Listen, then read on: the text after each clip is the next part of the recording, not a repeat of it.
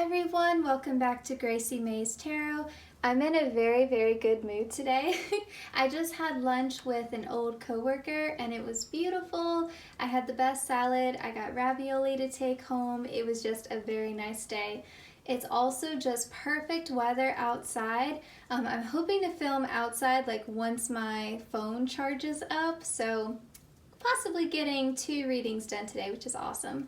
But this is going to be our November prediction. Now make sure you're subscribed and you have the notification bell turned on because I am going to be doing a separate love reading. Everyone seems to really like that, so I'm going to keep going. If you guys prefer to just have everything combined, let me know, but for right now it seems like everyone appreciates having 2 separate readings. So we have 3 groups to choose from today. I'm also really excited because I just got this deck in the mail yesterday and I was playing around with it all last night. Just love the energy of this deck. I wasn't expecting to connect with it as much as I have or to love it as much as I do, but I really recommend this deck. I also like the thickness of the cardstock because it's not overly thick. It's not difficult to shuffle because I have small hands and sometimes when cards are too thick, yeah, they're pretty, but they're just not as usable. So I do recommend this deck. But anyway, 3 groups to choose from today. Here we have pile 1. I love hair clips, it's my favorite accessory, so I was like, I need to start using these for group selections. This is pile 2. And here we have pile 3. So fun fact about me, I wear at least 2 hair clips every day. I just love them. Okay, so timestamps are listed below in the description box just like always. And I will see you all in your reading. I am fingers crossed everyone has a great November, but we have lots of oracle decks to get through today, so we'll definitely be getting a full picture. I expect this to be a longer reading than what usually is for my monthly pick of cards, but we'll see. So grab some tea, coffee, whatever you prefer to drink, settle in with a snack, and let's get into it.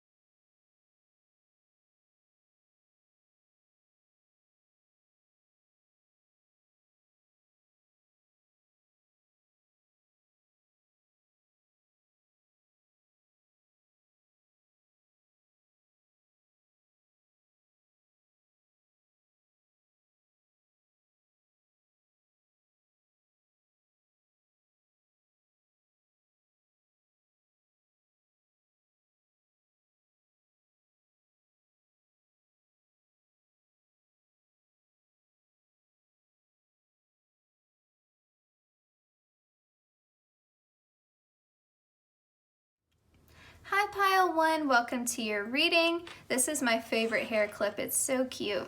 Okay, so I'm shuffling on camera and I have the charging cord going across, so just bear with me. I'm gonna have to be a little bit careful that I don't shake the camera. But anyway, pile 1, let's find out what you can expect for the month of November. What are the general energies for you? Who's gonna be showing up? How are you feeling? All that good stuff. A big thank you to my guides and your guides for coordinating these messages. Pile 1, November 2022. What's going on in the month of November? Okay, we have the 9 of Cups. We have the Knight of Pentacles. I should have said as well, we're not doing reversals today, so we're just doing all upright energy. If you're new to tarot and you're struggling with reversals, think of it like this. You can just ask Spirit to tell you a story a certain way. And then if it doesn't, you see the spread and you still don't understand, especially if there are reversals there, just take the cards back and say, Spirit, can you please show me this story in a different way using upright cards? If you struggle with reversals, or if it's just not your preference to read in that way, or if you have all upright cards but it still looks confusing, you just ask them to tell you it in a different way. Spirit has no problem, just you can deliver the same message with different cards. You know, there's multiple ways to tell the same story. So, you know, sometimes asking for clarification is good, but I find sometimes you just have to start over from scratch, and that's okay too. You can definitely have some fun with it. All right, we have Nine of Cups, Knight of Pentacles, and the Six of Wands to start off. This is beautiful energy, pile one. And we have the Four of Pentacles.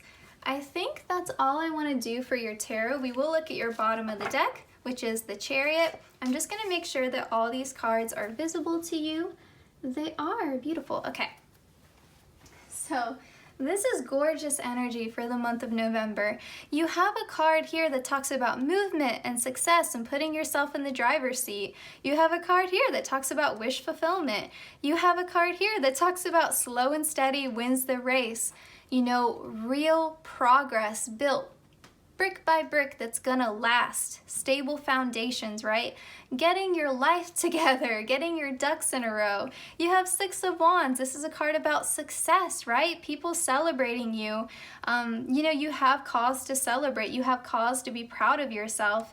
And here we have someone who is holding on to what they have, but they have their hand in many things, right? And this can also talk about saving your money, you know, being a bit cautious, holding on to what you have.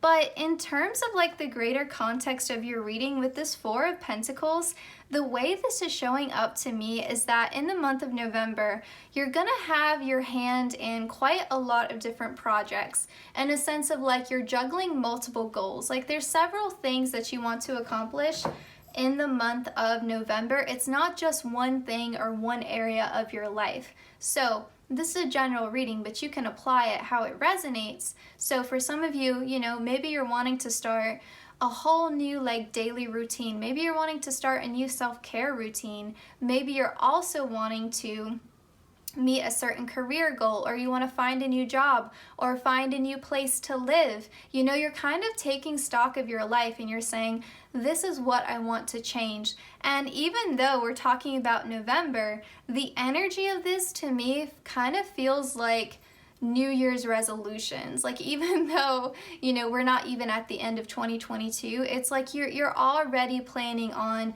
how can I get my life together? How can I feel more successful, more happy, more fulfilled? And a lot of this is stuff that you've already been working on, but it's sort of an expansion and building up what you've already been sort of laying the foundation for. But again, I feel like it's in multiple areas of your life. There's a lot of things that you want to call in, and you're like, how can I get to this? You know, how can I get to this place of like sitting pretty, you know, on my little throne here with all my cups lined up, sparkling, gleaming, like wish fulfillment. How do I get to this place of like self-celebration and feeling proud of myself, but also having, you know, reason to celebrate with friends and family and loved ones, you know?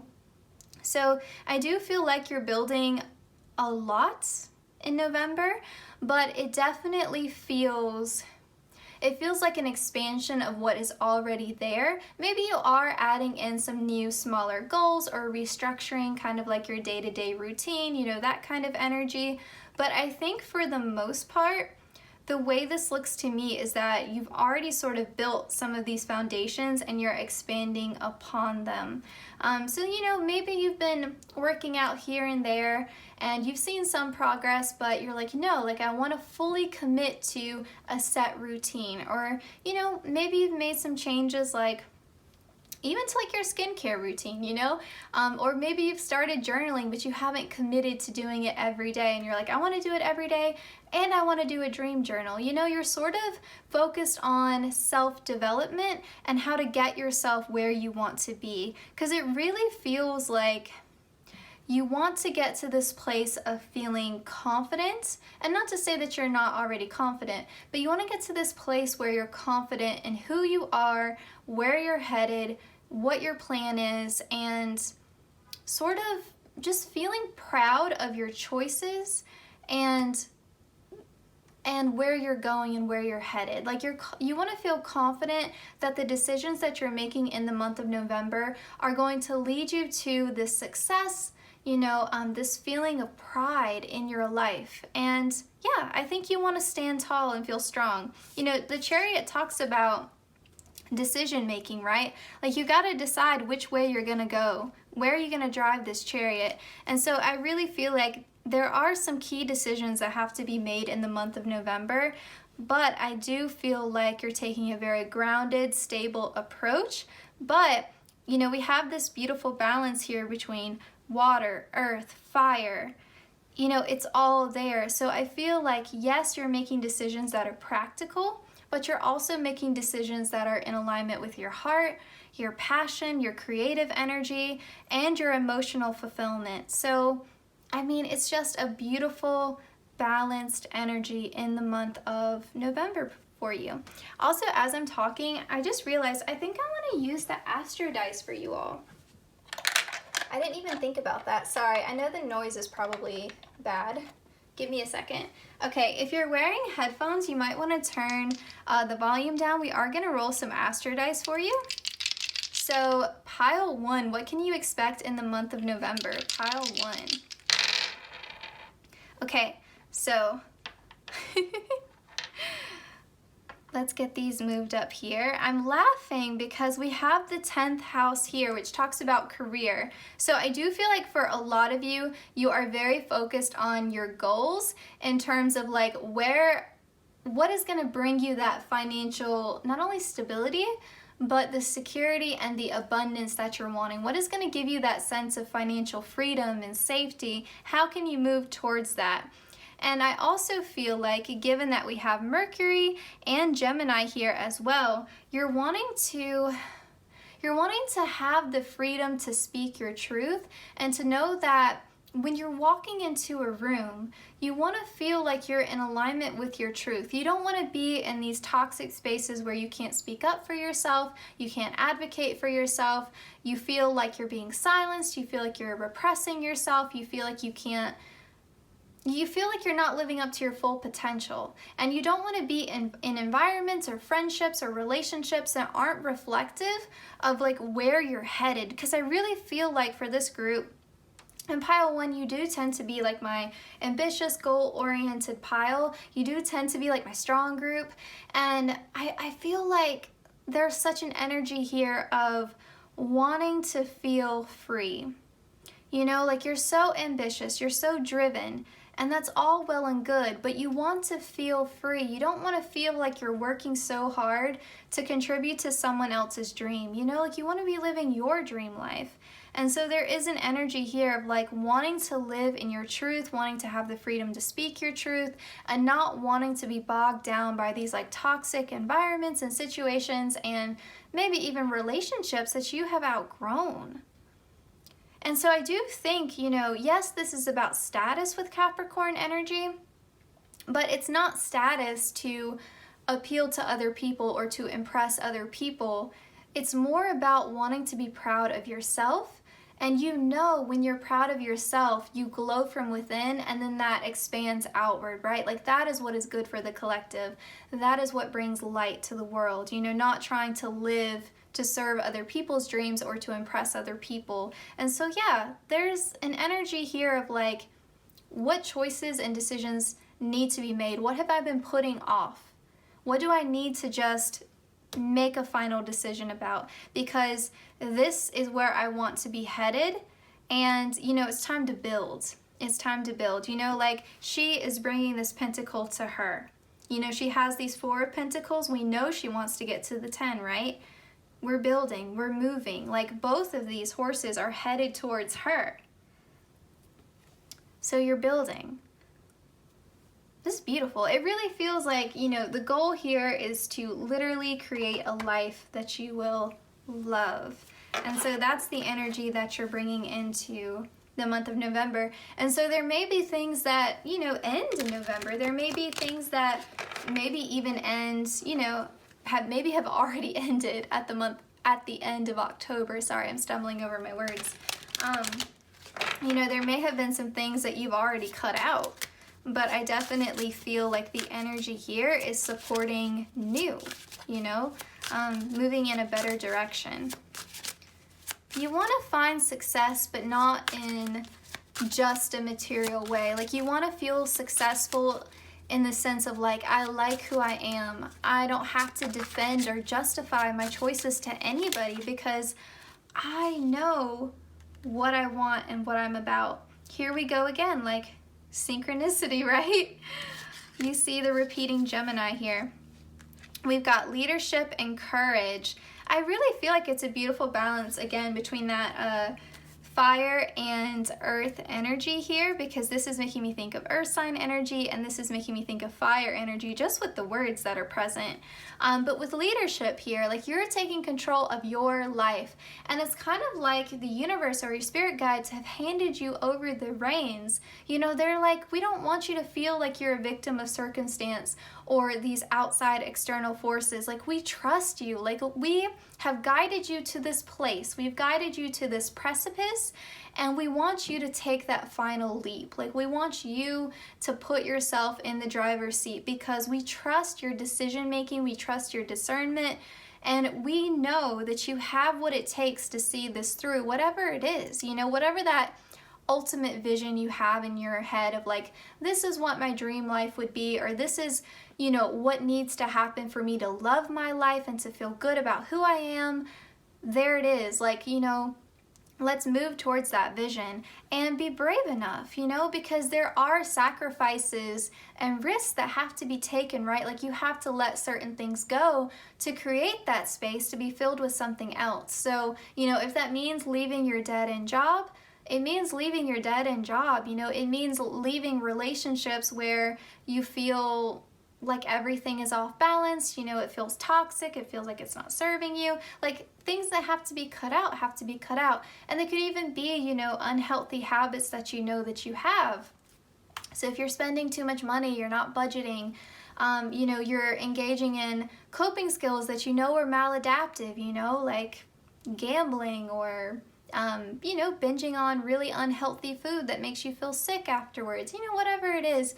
We all have our vices, right? Everybody's got at least one thing. So it's definitely going to be, I think, a complete, almost like overhaul of your life, because I feel like and it's not to say your life now is terrible necessarily. It's just not what you want. You don't feel like you're in alignment. You feel like this is resonating with an older version of yourself, and you're like, you know, it's time for my life to reflect like this inner glow up that I've had, and it's time for me to live a life that is in alignment and is resonating with me and what my heart wants and what will feel good to me. And with focus here, you do have this very like, you're very detail oriented, so you're like really honing in on specifically like in your day-to-day routine what needs to be changed. And then I think you're also able to balance that out and pull back and look at the larger perspective and say, what is going right in my life? You know, what do I need to expand upon, and what isn't serving me and is holding me back? So yeah, I think everything here is very balanced. Let's continue onward with your oracle here. And I feel like inner harmony, inner peace, like being in your own energy, like that's the vibe for the month of November. You're like really wanting to connect with yourself again. So there may be some moments in the month of November where, you know, maybe you pull back from the people in your life, and it's not because you're depressed or like wanting to isolate really. It's just more of like you need things to be quiet long enough for you to sort out how you feel. Alignments. This is exactly what we've been talking about this entire time. Like, what is not in alignment with who you are, what no longer resonates. And again, I do think you have some really amazing things going on in your life that you've already started building towards, but I think those new things are so different, a completely different direction than what you've known and what other things that, you know, still exist in your life. And so there are some things that you need to move towards and other things that you need to move away from. And so you're really going to be critically assessing in the month of November of like what is working and what isn't working and what needs to change. Don't dim to fit in. How are you dimming your light in order to fit in? There may be some people who are, you know, know, a little bit intimidated, you know, by some of the success that you've had, or maybe there are some projects that you've had to keep quiet because you don't know how people are going to respond, and it's still new and you're protective over it and you want it to be successful and you don't want people's negative energy towards it to overly influence, you know, how well the project goes. I can relate to this personally. Like when I started my YouTube channel, and even now, like there are 2 people who know about this channel, and that is it. I haven't told anybody else. And one of those people, like I live with them, so they have to know. And the other person, which they've been supportive, I don't mean to diminish their support at all. But the other person, they actually found out on their own because they found like the Instagram account that is associated with the YouTube channel. And so, yeah, like I haven't told it. I really, you know, wouldn't have even told anybody. And yeah, it's just because you don't quite know how people are going to respond. And unfortunately, you may be in situations where you do have people that you're aware that they're not fully trustworthy, or that, you know, they may smile in your face and congratulate you, but secretly they're jealous, they're envious, you know, they're waiting for you to fall flat on your face. Maybe you've had that experience in the past. I know I have. Like, when I was down and out, I felt like there were, you know, some friends in my life who were just waiting to kick me when I was down, and it was a shock, you know, because I had always been so supportive of them, and I wasn't expecting it. And unfortunately, you know, I had to end some of those friendships because it really does matter when you're feeling down, and the people who don't support you in those moments, or the people who take it upon themselves to make you feel even worse. You have to make those tough calls. Like either something here has to change, or we have to end this. I have to distance myself from this, because you can really only afford to have people in your life who want the best for you. You know, sometimes with family it's a little bit more complicated, you know, but even then, like, then there may need to be a change in boundaries, and maybe you need to share less with those people. You know, if they're not going to be supportive and they wish you harm, then it may be a situation where, unfortunately, maybe you just can't share as much with them anymore, you know, or there has to be a rebuilding of trust. We have, where are you being called to journey towards? So yes, I think for some of you, you may like really physically want to move. You may want to travel, you may want a new home environment. So there may be some physical movement. This could also be referring to changing jobs, changing majors, or changing even your relationship status. And so there's definitely something that is calling to you. And for some of you as well, you know, given that we have all of this Gemini energy, maybe you're being called to do something for your career, because we have the 10th house there, that refers to communication. So maybe some of you are meant to be writers. You know, you're meant to write a book or a screenplay, or maybe you're meant to do something that involves public speaking, or maybe you're meant to work with people like one-on-one, so like a mental health counselor, a therapist, a spiritual teacher even. You know, I can even see like maybe an instructor of a class, you know, like any kind of class. Doesn't have to be like necessarily like higher education. It could be like a yoga instructor, you know, or someone who leads like a mindfulness retreat.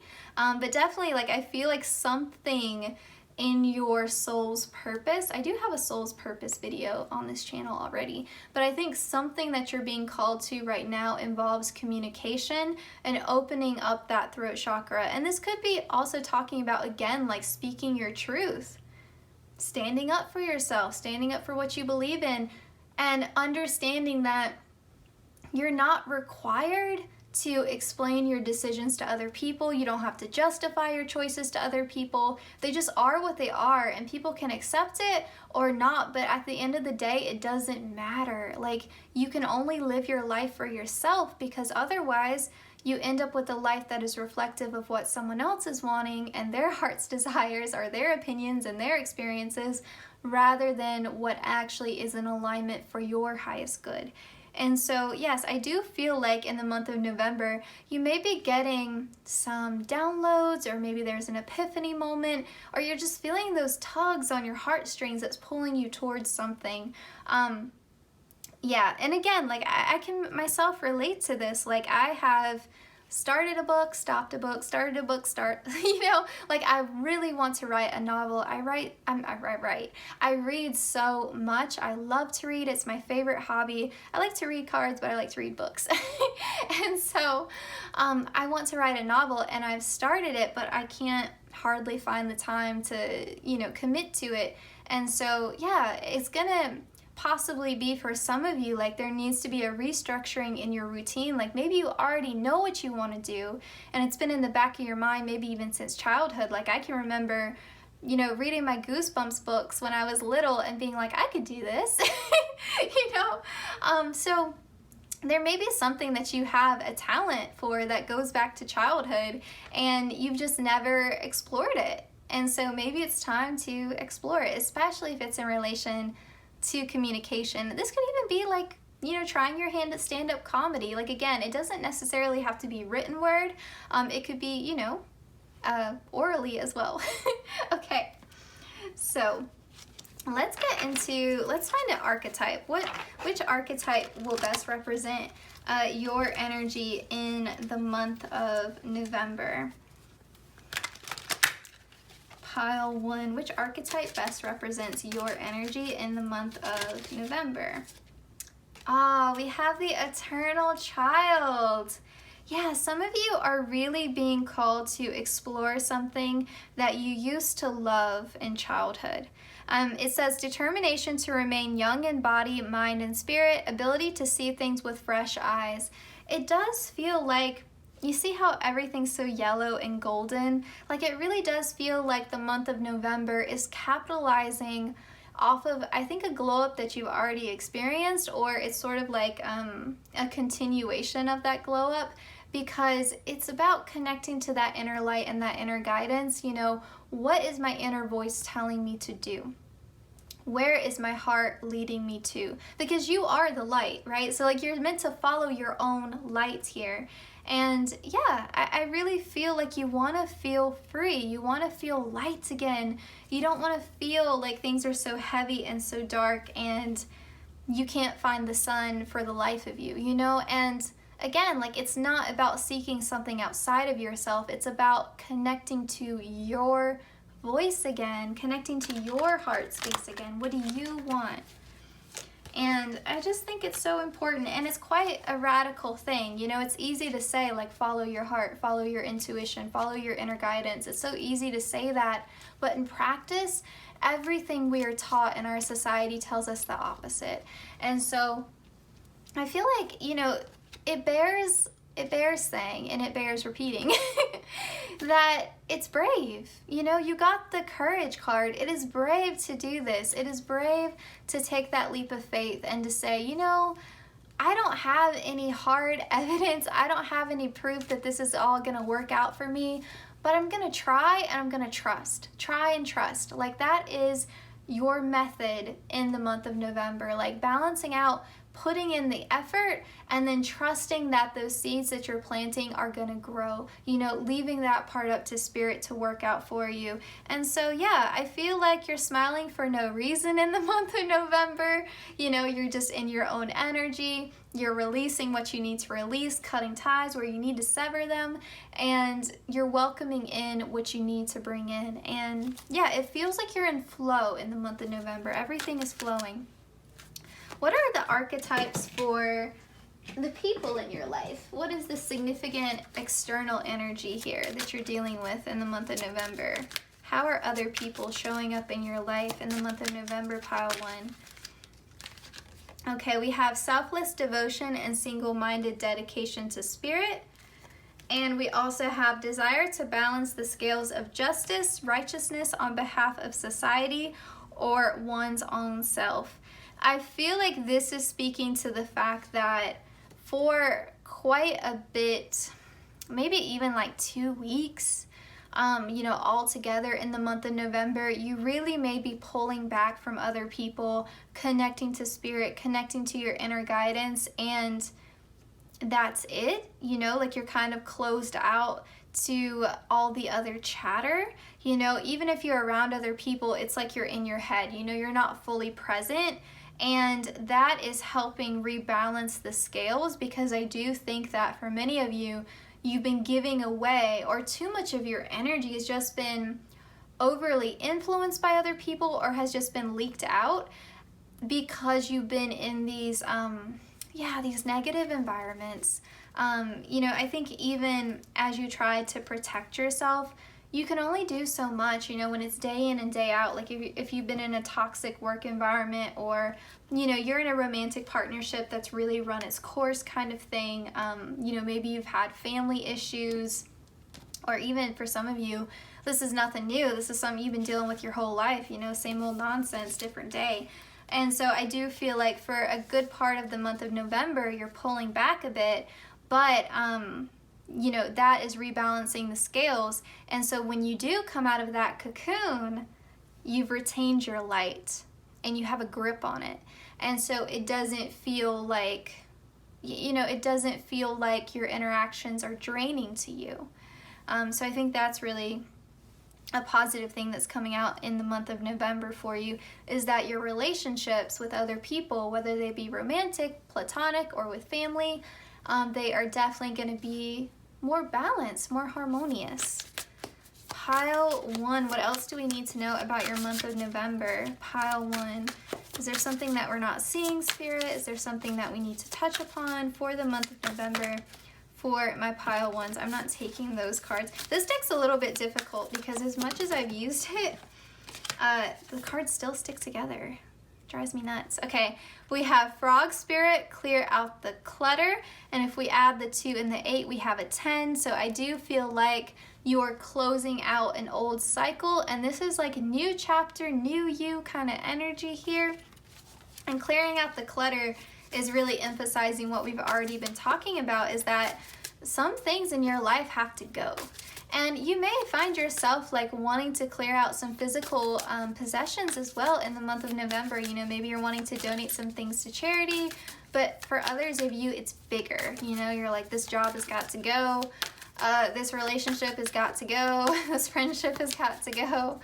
Like I can't keep studying something that I hate. Like I'm going to be miserable. And you see all this repeating green, right? Like it's heart chakra time. It's time to follow your heart. We have Nightingale Spirit, love is all around. You want to feel, pile 1, you have all these goals and you have all of this ambition and you have this incredible drive and work ethic.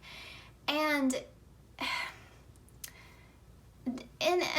with all of that sort of like divine masculine energy, like, in and out of you here, you want to live a life that is softer.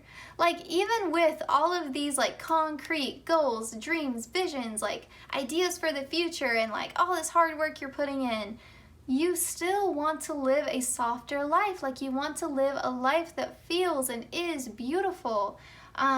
It really is bringing in this divine feminine energy, and understanding that there's no point in working yourself to the bone. Like you're starting to understand the difference between being productive and when that scale tips over to burning out.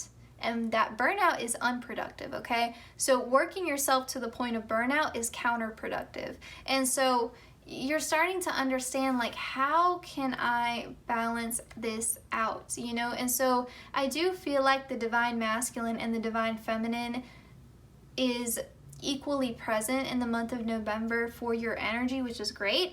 It really feels like, yes, we're working hard, we're making tough decisions, we're taking action, we're being brave, we're being creative and passionate, but we want to live a life that is softer and more gentle. We want to feel at ease with our life. We want to feel comfortable in our life and in our own skin, and we want to make sure that we're not doing the job of Spirit. We're not stepping on Spirit's toes. We're letting Spirit have the space and the room to breathe, to work their miracles and blessings in our life, to bring us gifts. And so you're balancing out that energy between working hard and being in the divine feminine, which is receiving, right? It's a receptive energy. And so you're not just chasing and chasing and chasing and getting nowhere anymore. You're giving Spirit room to breathe here, which is beautiful. And so that love is all around. Like, you're attracting what you need in your life that's missing, right? You're carving out that space to bring the love that you want in your life, but you're also radiating outward that self-love as well. And so it's all encompassing here. You want to do everything with love. You want to live a softer, gentler life. You know, I was thinking about this morning when I was going to, doing my morning workout. I was going to jump rope.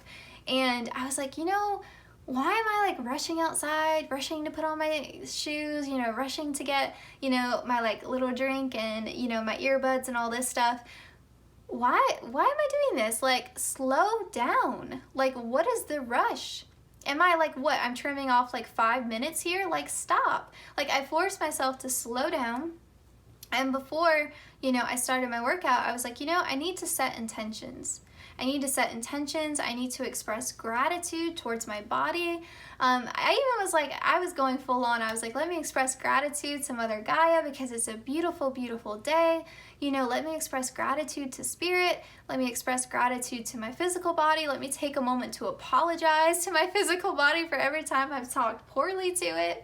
Having the space, time, and physical mobility and the energy and the motivation to do this workout is amazing.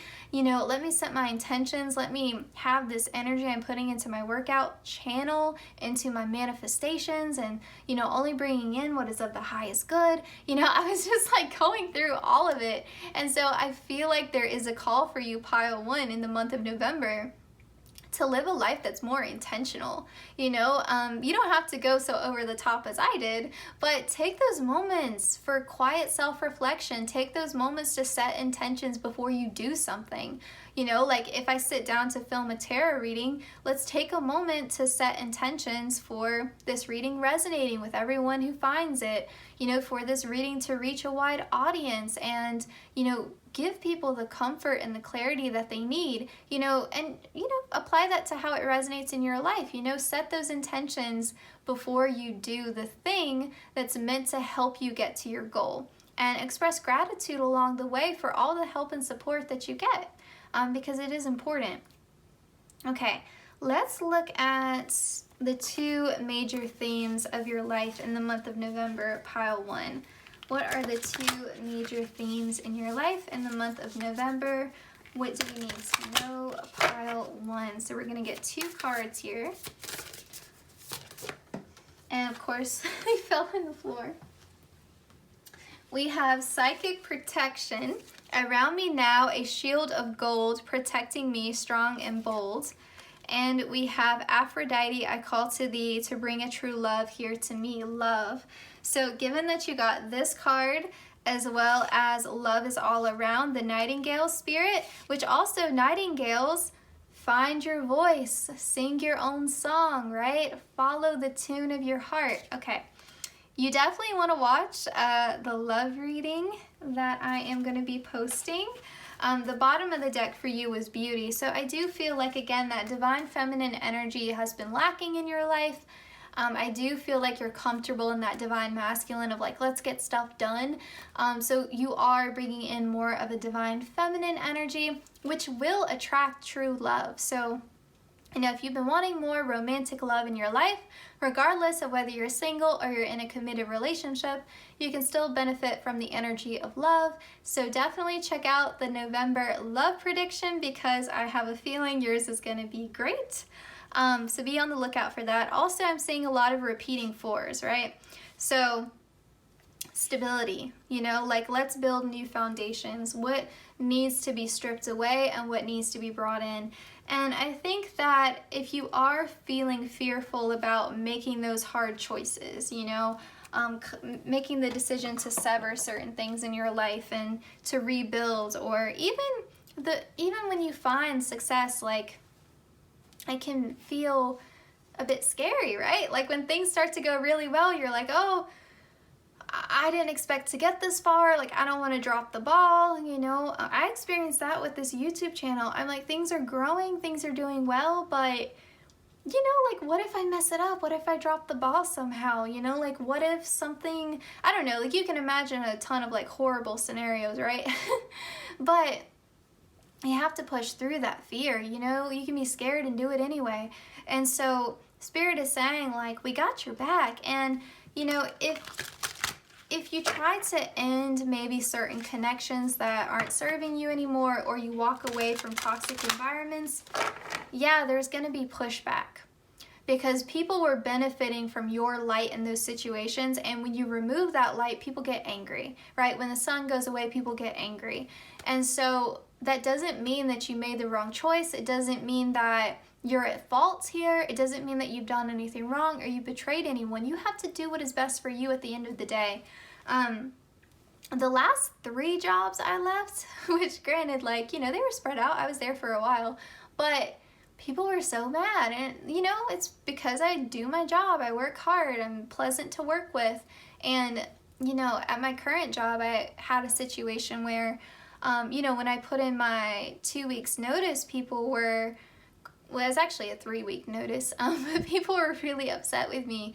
And I'm like, you know, I had always planned on leaving this job when I graduated school, and that's coming up soon. I am so busy right now, and I couldn't explain, like, the work that I put into the YouTube channel, but I also felt like I don't need to explain. I don't need to justify this. Like, I'm doing what's right for me.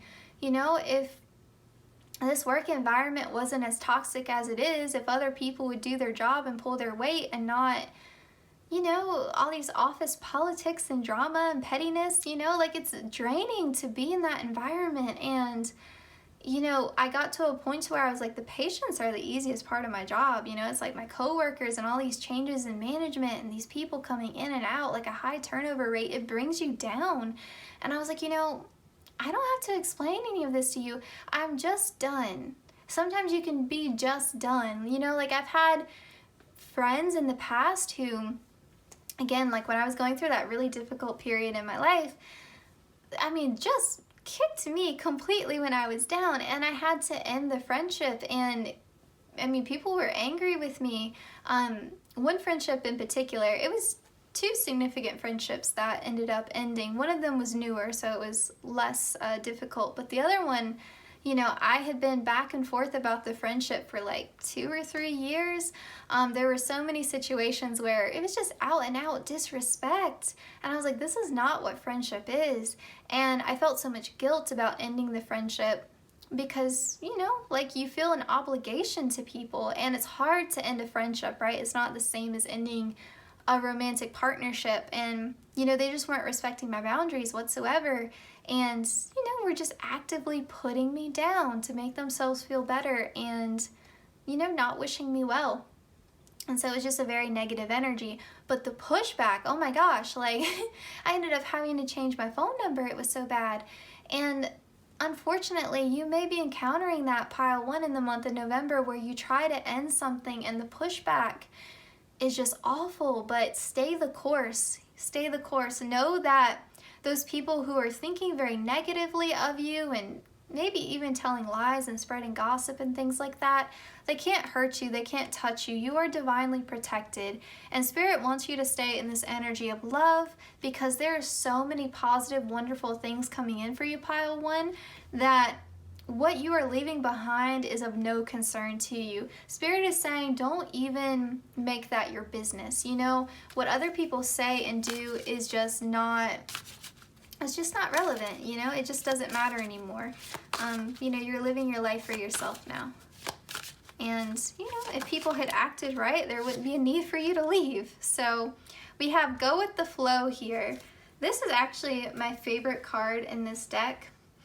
Well, maybe it's my second favorite card, but it's a really good card, because the look of peace and contentment, you know, like, she's left the paddle behind, you know, and how funny is that, like, comparing that to the Chariot in the very beginning.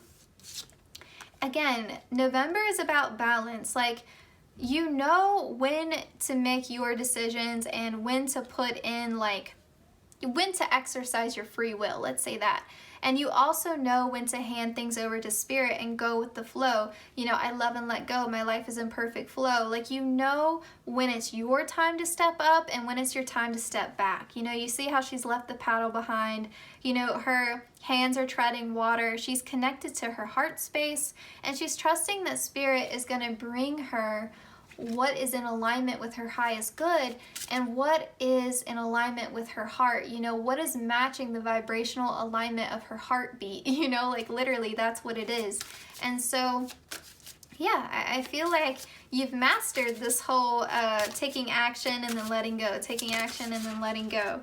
We have make a move. See, it's that balance, making a move versus going with the flow, you know. And I love this one too because it's hands to the skies, right?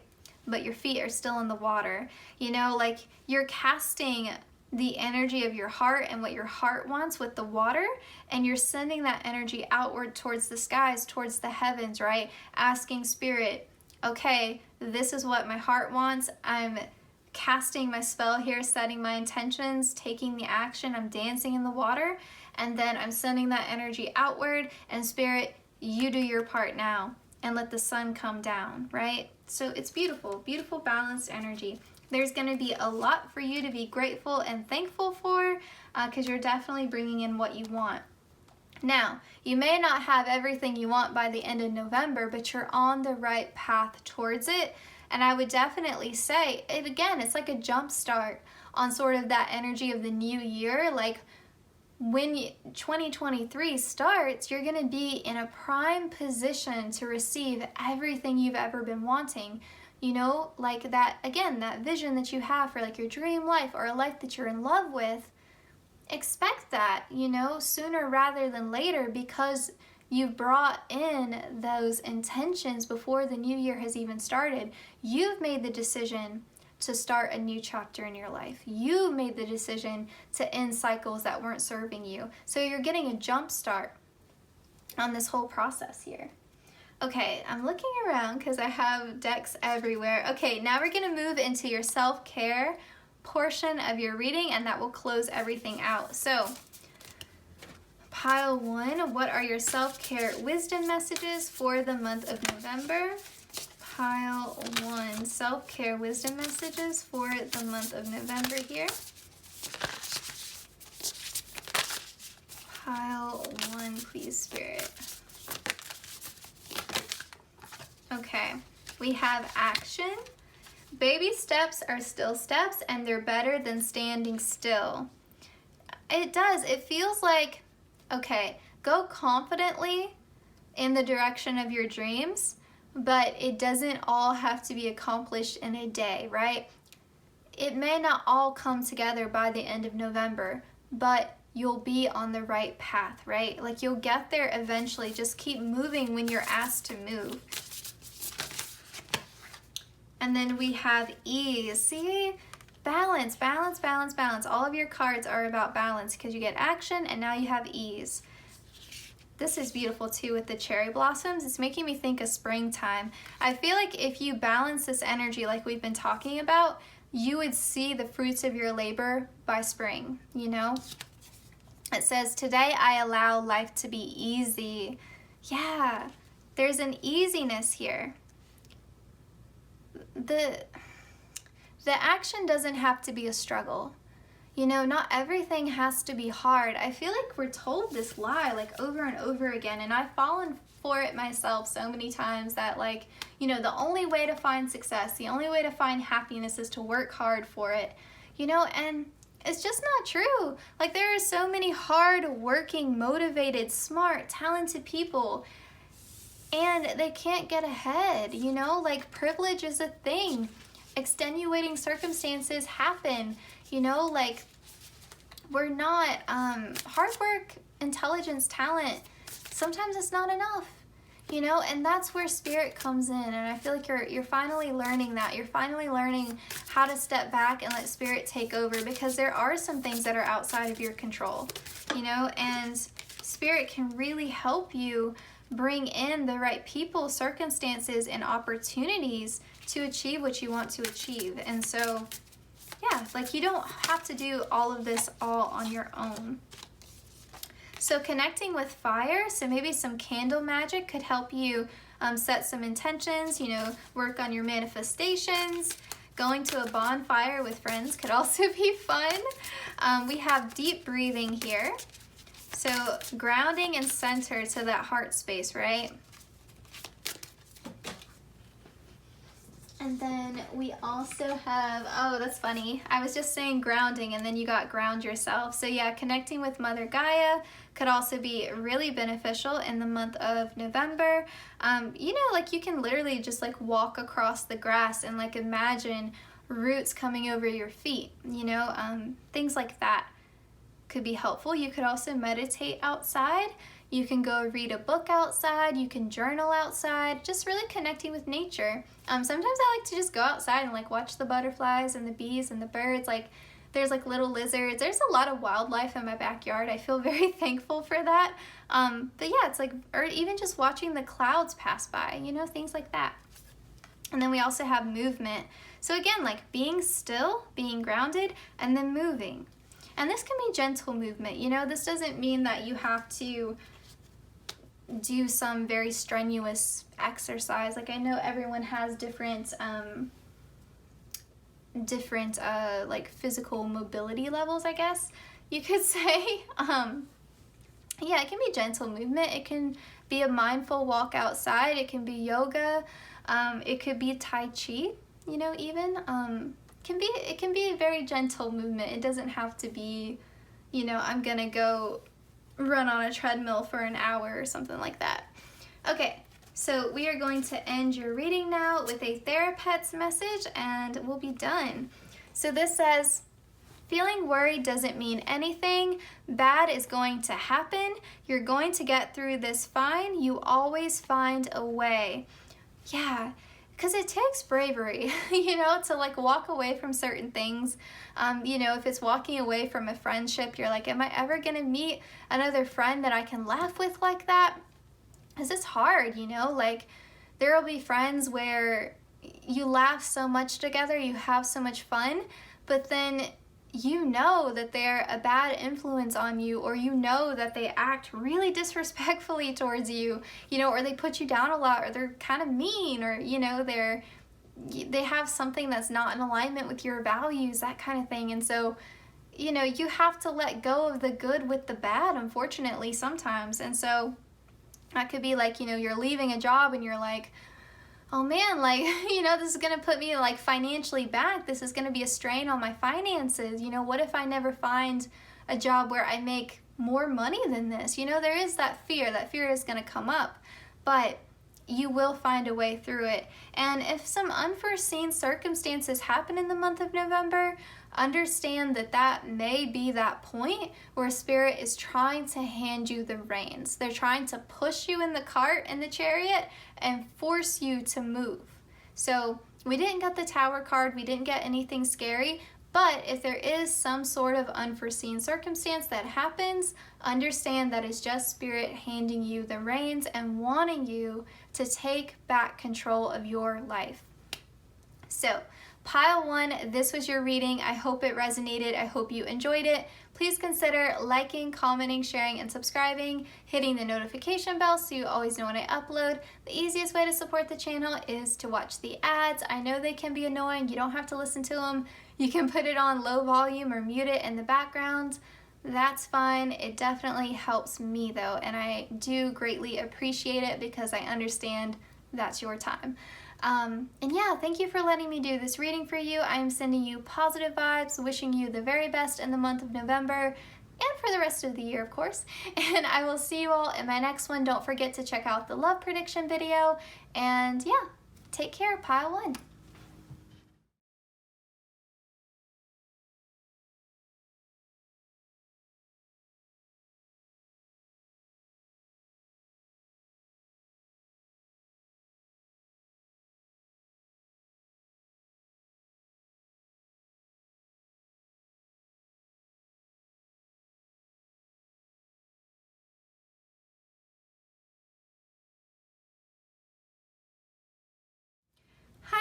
2, welcome to your reading. So I don't know if I mentioned this in the intro or not, but I'm charging my phone, so there's like a cord cutting across.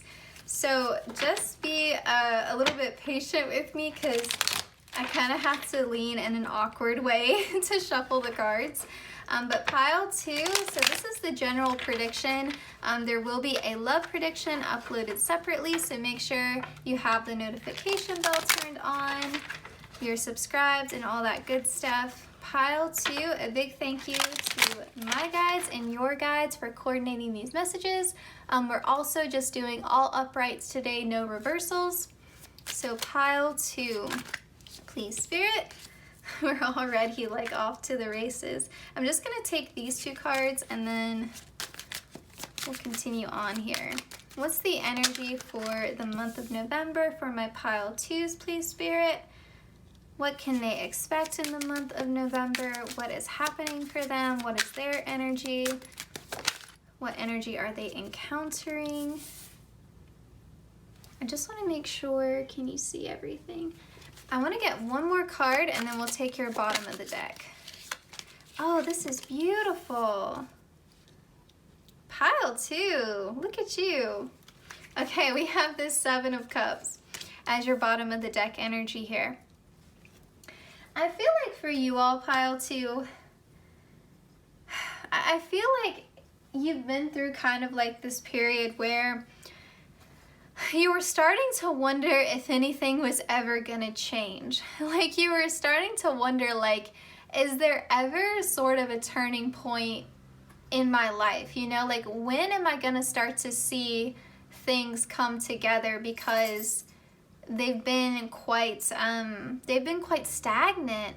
And with the 7 of Pentacles, it's just like waiting for, they're telling me like in the Cinderella story movie where she's like, waiting for you is like waiting for rain in this drought, useless and disappointing. Like that's the phrase that's coming through, like useless and disappointing, like feeling like everything you do, you know, everything you're investing your energy into, whether it's a project, whether it's a person, you know, like waiting for someone in a romantic connection to change and they're just not changing, or waiting for a work situation to improve and it's just not moving.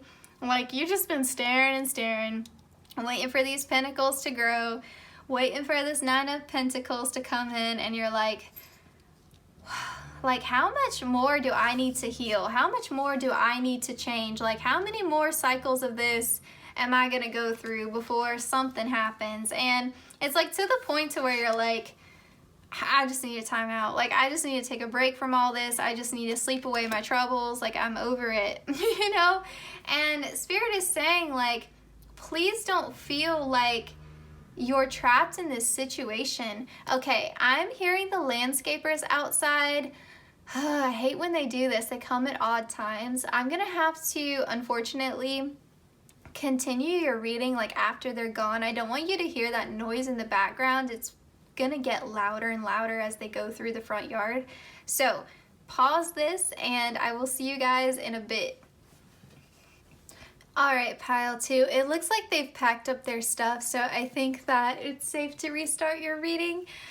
So yes, I feel like some of you have just been kind of like opting out of the stress because you're kind of at a place where you kind of feel like you've hit a wall. And for some of you, you know, the answer is different. For some of you, if it's a relationship and you've been waiting and waiting for them to change, and Spirit wants you to say, like, you know, it's time to reconsider, like, what else is out there with that 7 of Cups, you know? Like, do you want to keep waiting for someone else to change? Or do you want to go in a place where you feel abundant and you feel happy and it doesn't have to be so painful all the time? You know, do you want to feel at peace, you know? And so are you content? Like only you can answer that question. Like how long do you want to keep waiting for this person to change? You know, whether it's romantic or platonic or a family connection, like how long do you want to keep waiting? For others of you, it's a creative project. And so like you're putting in all the work and putting in all the work. And so the answer is yes, like you do want to keep doing it, but the answer is just patience, or maybe changing the way that you're going about doing it, understanding that there is other ways to find the success that you're wanting. But with the Sun card illuminating all of this, I feel like in the month of November, you're making some kind of decision one way or another about whether you want to walk away from this, whether you want to keep putting energy into this, or whether you want to choose a different cup, or whether even you just want to change the way that you're going about doing something. It's interesting too with this particular Seven of Cups, the way the ghost here is illuminated, like this cup is really calling outward, this mystery here. It reminds me of this quote from this book that I read recently. I actually think that I put it in another video in the description box, but it was essentially like our memories are essentially just ghosts that we've thrown sheets over, or our stories are, or it's either stories or memories, like we throw a white sheet over them so that we can see them. Essentially like, the past is something that follows us around because we've made it so, and so like, how are you crafting this narrative? How do you want to look at it? So for example, like if I apply this to my own life and like how I've gone about developing this YouTube channel, like it was definitely like, a little bit of a vulnerable experience, like putting myself out there, making these videos for you all. And, I could look at it like, these other channels have grown so much faster than me. Why am I not there? What am I doing wrong? And I could let that energy guide me in making future videos. And like, what would that eventually lead to, right? I would keep looking at the numbers and I would say, this isn't a high enough number of views. This isn't a high enough number of views. And that would color the energy and the intention that I am putting into these videos. And doesn't seem like that would be the track for success, right? Or I could stop self-comparison and say, okay, like maybe, yeah, I do need to adjust things. Maybe I need to get more feedback from my subscribers. Maybe I need to be more grateful for the success that I do have, and understanding that if, I'm building, I'm going in the right direction here. Like I'm building up a solid subscriber base. And so, it's a lot about your perspective as well. And that's not to say that you can't make adjustments along the way, but think twice, I think, about just throwing something out completely. But it definitely depends whether we're talking about a relationship here, or if we're talking about a creative project, or a career goal, or even a personal self-development goal. So what is this Nine of Pentacles to you? Like, is it a person? Is it a behavior? Like, what are you trying to grow in your garden here? And that'll kind of answer the question, because as a reader, like, and even spirit, like, we're not here to tell you what to do, but spirit is kind of just wanting to lay this out for you. Like, this is your current energy that you're going into the month of November with, and we don't want you just laying down, not sure what to do, opting out of everything, shutting yourself off from the world, and kind of just opting out of making a decision at all. Spirit really wants you to see that you can have happiness, you can have this fulfillment, this abundance, like you can have all of this. This is at the heart of your reading, right? All of this is just external. This energy doesn't really compare to the heart of the reading here. So, you can have what you want. It's just a matter of making certain choices. And it's funny because pile 1 had a huge energy about making certain decisions. And so yeah, there's definitely some things cooking. Sorry, I just got something delivered. And I don't know, I like how that lined up with your reading of like, time to make a decision, time to make a choice there. Okay, so let's actually get a few more tarot cards for you all, because I do feel like this is a little bit more vague than pile 1. So let's actually just get some more tarot for you all. We're also going to roll the astro dice in a second. Pile 2 here, pile 2. I definitely think that because I had to stop your reading, it definitely interrupts the flow of messages. I can't stand that, but acceptance, right? Like, I can't control what's going on in the neighborhood. Okay. I do actually want to take these cards that flew out on the floor. We've got the Hanged Man, and we have the Two of Cups, and we have the Page of Cups. So for a lot of you, this is about relationships. You know, this is about, should I stay or should I go? Should I continue to invest in these people? Should I stay on this dating app? You know, should I continue to talk to this person? And at the center here, here's the Sun, and here's the Sun again. Like, kind of similar to pile 1, like, you are the light. You know, there's no use in seeking light or happiness or fulfillment outside of yourself. It's already within you, and you already know the answers to these questions, right? But who is worthy of your cup? With this Page of Cups, like, who is worthy of your cup? You know, who do you want to give your cup to? Who do you want to give your time and your energy and your intention towards? Like, who is deserving of, like, you sharing your energy? And so I definitely feel like there may be an ending or a reallocation of your energy. You know, maybe there are certain relationships that you need to pull back from, and others that need more attention from you. The Five of Cups, I definitely feel like someone has disappointed you. Someone has absolutely disappointed you. Something that you thought would be just wasn't. And you waited and you waited and you waited, and you like, you know, these breadcrumbs haven't magically transformed. You know, they're still just breadcrumbs. And so, you know, what are you missing out on? What opportunities, what people are you missing out on because you are still trying to grow this garden that just isn't turning into the vision that you had originally?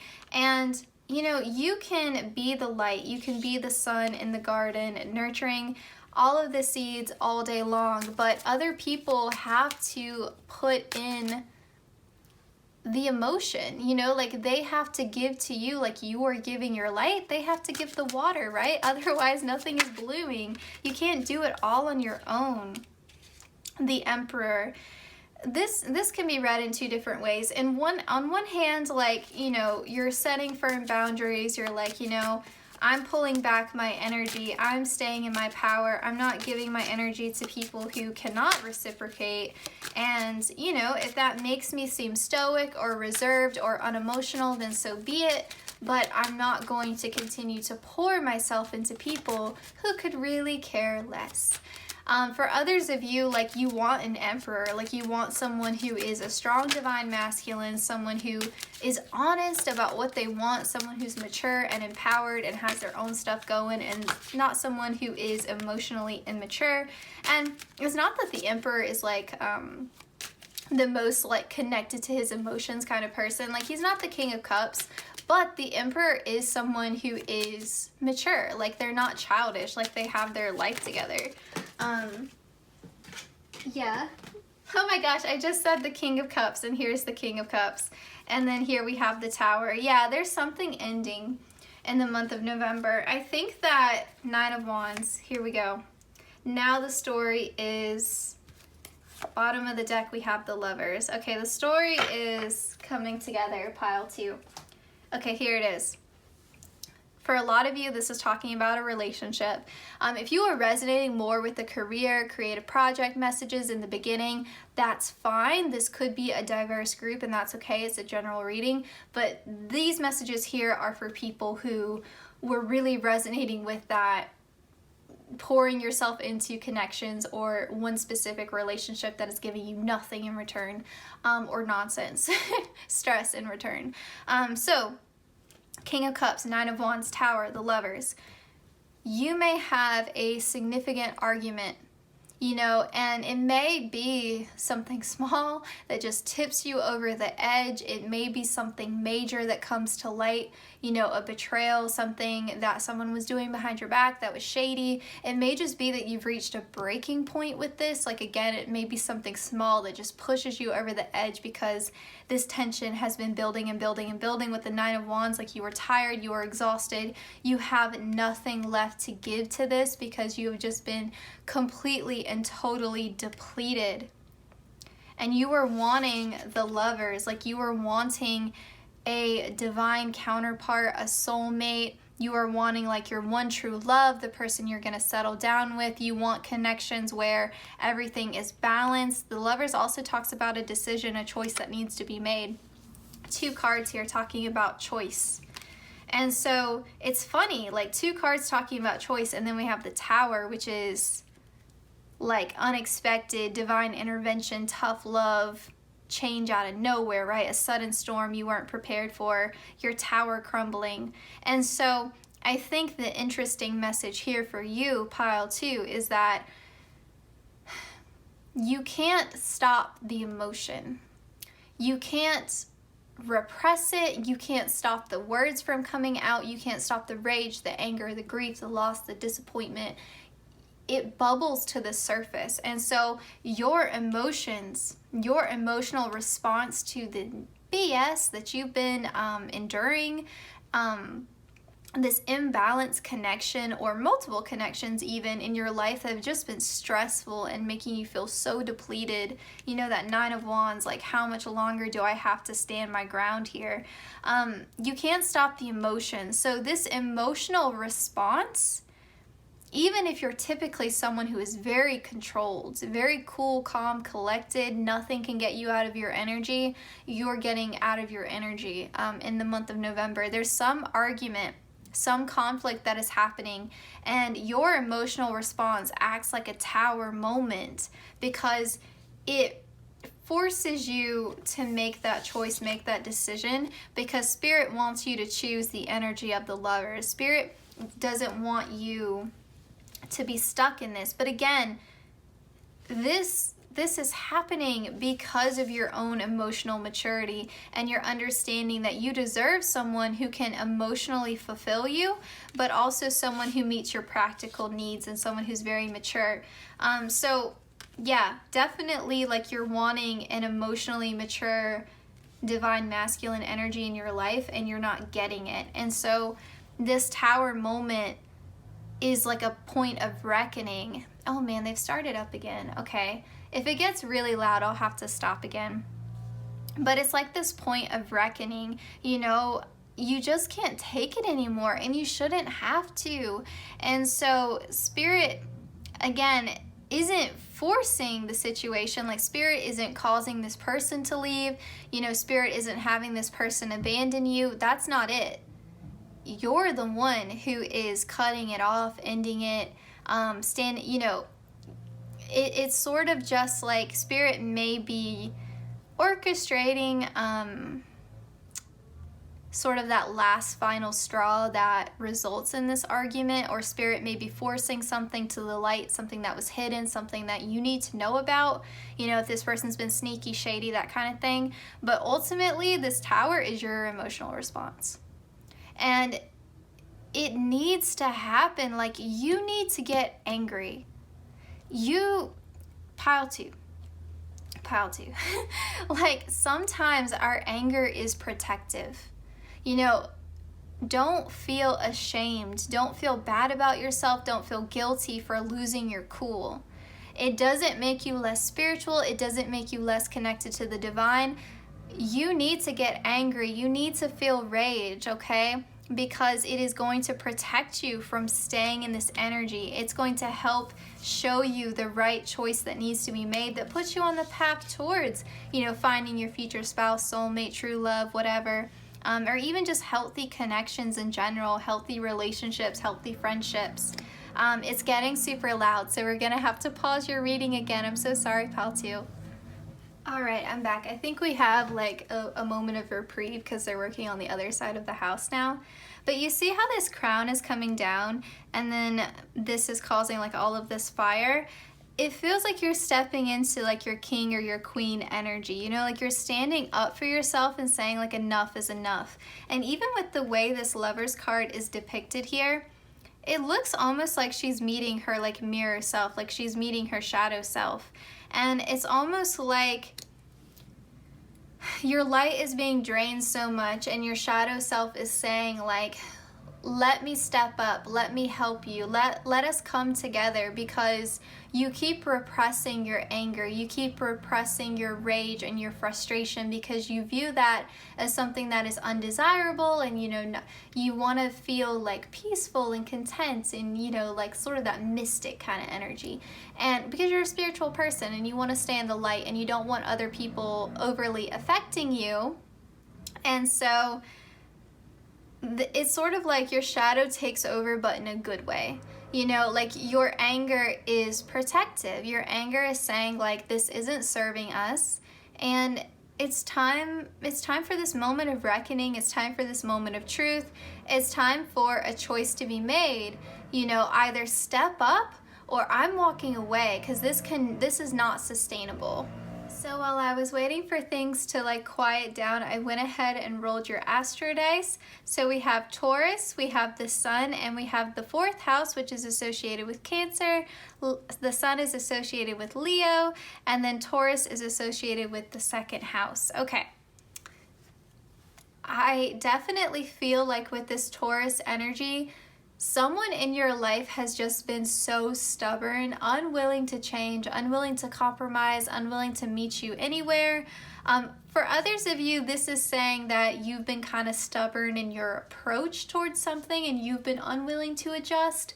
That would be more so if this was talking about a work goal or a self-development goal, something that was within your control, versus, a relationship with someone else. Because I do think that this group could be divided between 2 different tracks, so definitely just take whatever resonates. With the Sun, though, this also talks about ego. Like someone is just stubbornly in their ego and just unwilling to make any sort of adjustments. And with the 4th house here, some of you could be living with this person, whether it's a roommate, a romantic partner, a family member. It's just affecting you in your home environment. And I think that's why, if you are resonating with that message that you've been waiting for someone to change and they just haven't, and that argument was really striking a chord, I think it's because like if you live with this person, you never get a break, you never get a moment of peace from it. Like your home should be your sanctuary, right? And it just hasn't felt that way. And for some of you, this could be someone who's being quite controlling, and unwilling to let you express yourself and be in your own light. And so it's just been, I think, very trying. Also with this Taurus energy here, this could also talking about wanting to increase your financial stability and abundance, because Taurus can also talk about luxury. And so it could be that maybe finances are keeping you with this person. It could be that, again, like this is more so like a work or a creative project goal, and you're wanting to grow your abundance and it's just not happening as quickly as you would like it to, and so you need to change your perspective or your approach towards it, not necessarily the goal. So it's definitely going to vary, what your decision needs to be about this, but just apply it how it resonates here. Now, for those of you who are like, yeah, this person I live with is getting on my nerves, or this person I have to interact with frequently isn't changing, if it's a romantic relationship you're considering ending, that kind of thing. If you are resonating with that message, I want to share a story with you.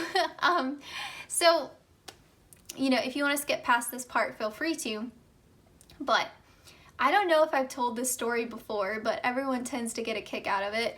I went to the beach with a old friend of mine. We're no longer friends or in contact, but this was someone that, I had a very difficult friendship with.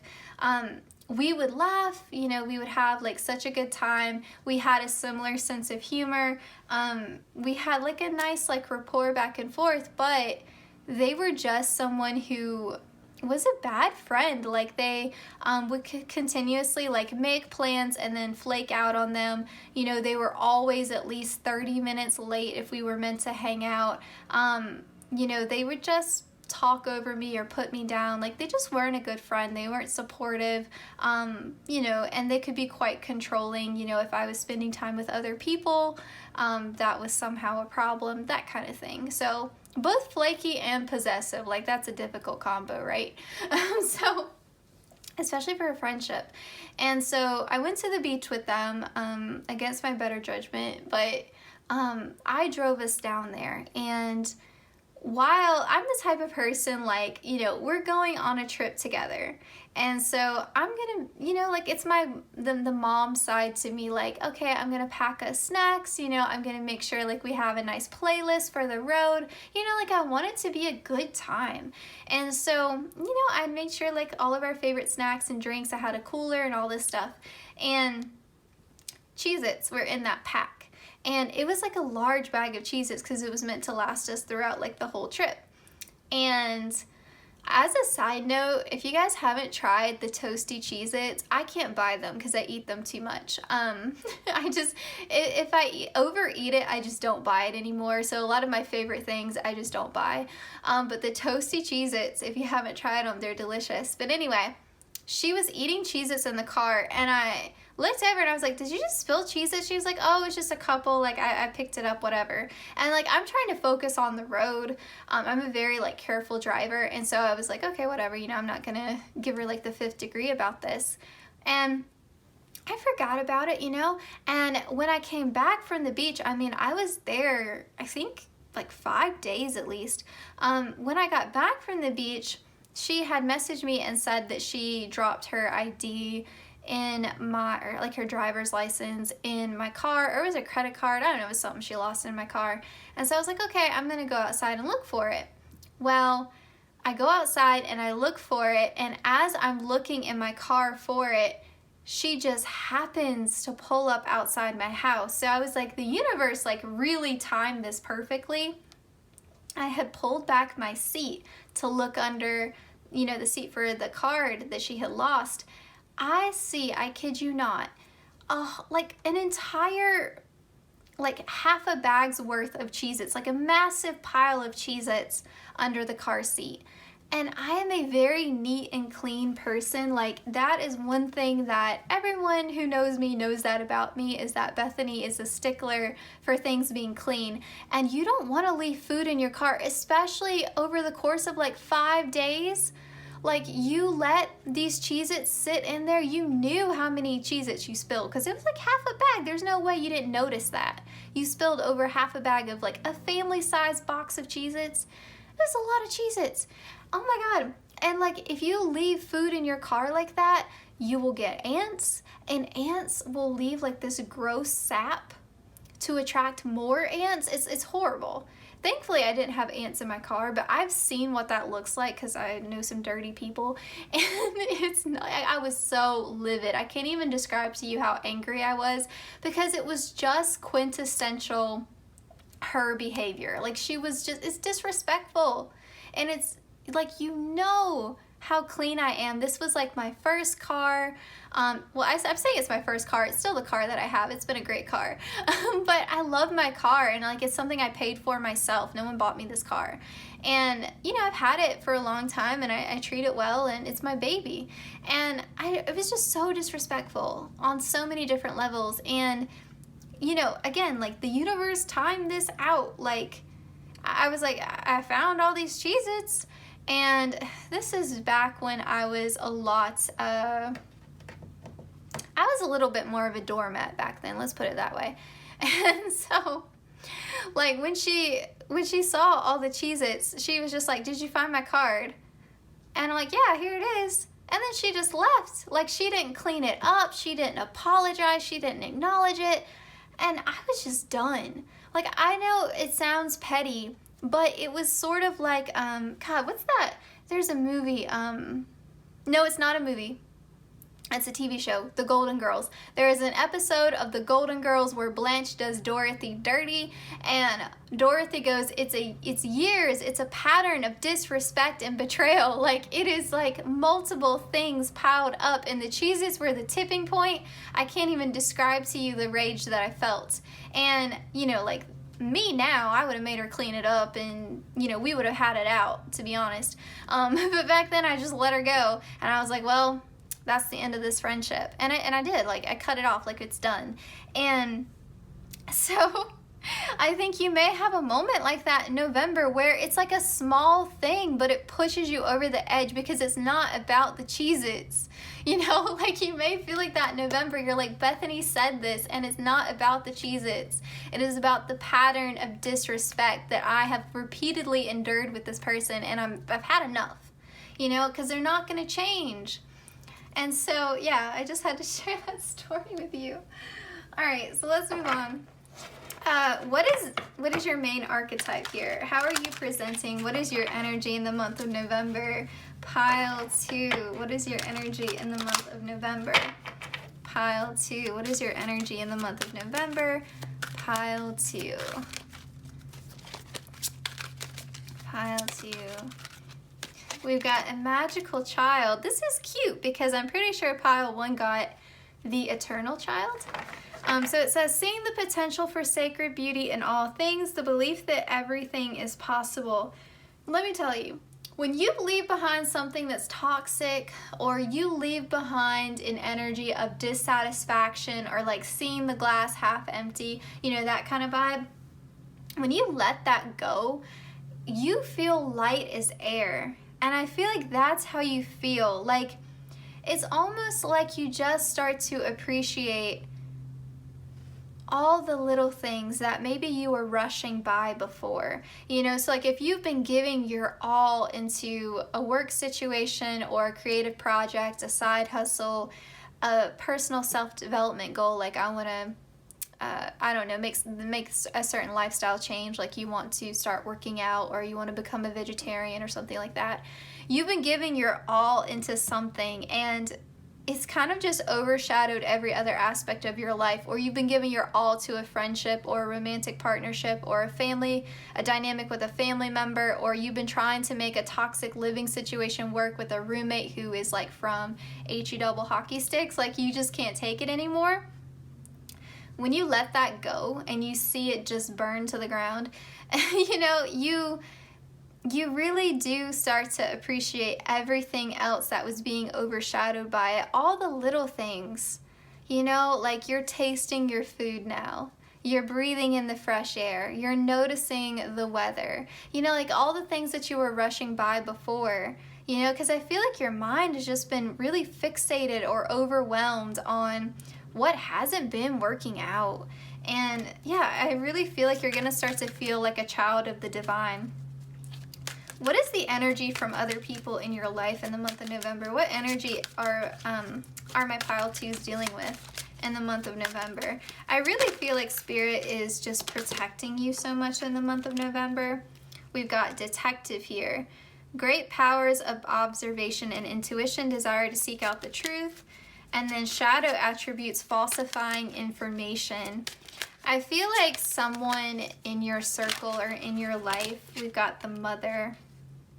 Okay, someone in your life has been really scrutinizing you. Like the way she's looking through this book here kind of makes me feel like someone's been spying on you, someone's been scrutinizing you, someone's been overly critical of every little thing that you do. Like they've just had you under a microscope. And it does with this Mother card. Again, it feels very much, the shadow attributes are calling out to me. Smothering or abandoning children, instilling guilt in children for becoming independent. Like someone has wanted you to stay dependent upon them. Someone has wanted you to be tied to something that just isn't serving you. Someone has been making you feel like you're less than, like you wouldn't make it on your own without them. Someone's been trying to keep you trapped in a situation that you have long outgrown. Yeah, it just feels like you're being, like your feet are being held to the fire by someone is lashing out at you even though they're on BS. You know what I mean? Like someone else is telling you that you're the problem when they are in fact the problem. You know, someone is projecting onto you, trying to make you feel lesser than. And this could also be you know, like if you do have like a certain goal that you're trying to achieve, it could be that someone is making you feel like you can't do it because they want you to stay dependent. They want you to stay small. They don't want you to grow. They don't want you to move on without them, pile 2. And I think you have such a capacity to take care of yourself. You have such a capacity to, you know, welcome in everything that you want to. You are a child of the divine. You know, spirit is on your side. And I think people are intimidated by your energy. I think that people take your light, abuse it. They don't know how to create it for themselves, you know. And some people, again, like I really feel like there's a situation or a person, a relationship that you've outgrown and you've gotten tired of waiting for change. And we have affirmation for acceptance. Like change is definitely coming with the Fate card, the rolling of the dice. The crows are following her, right? Divine wisdom. Sun and the stars.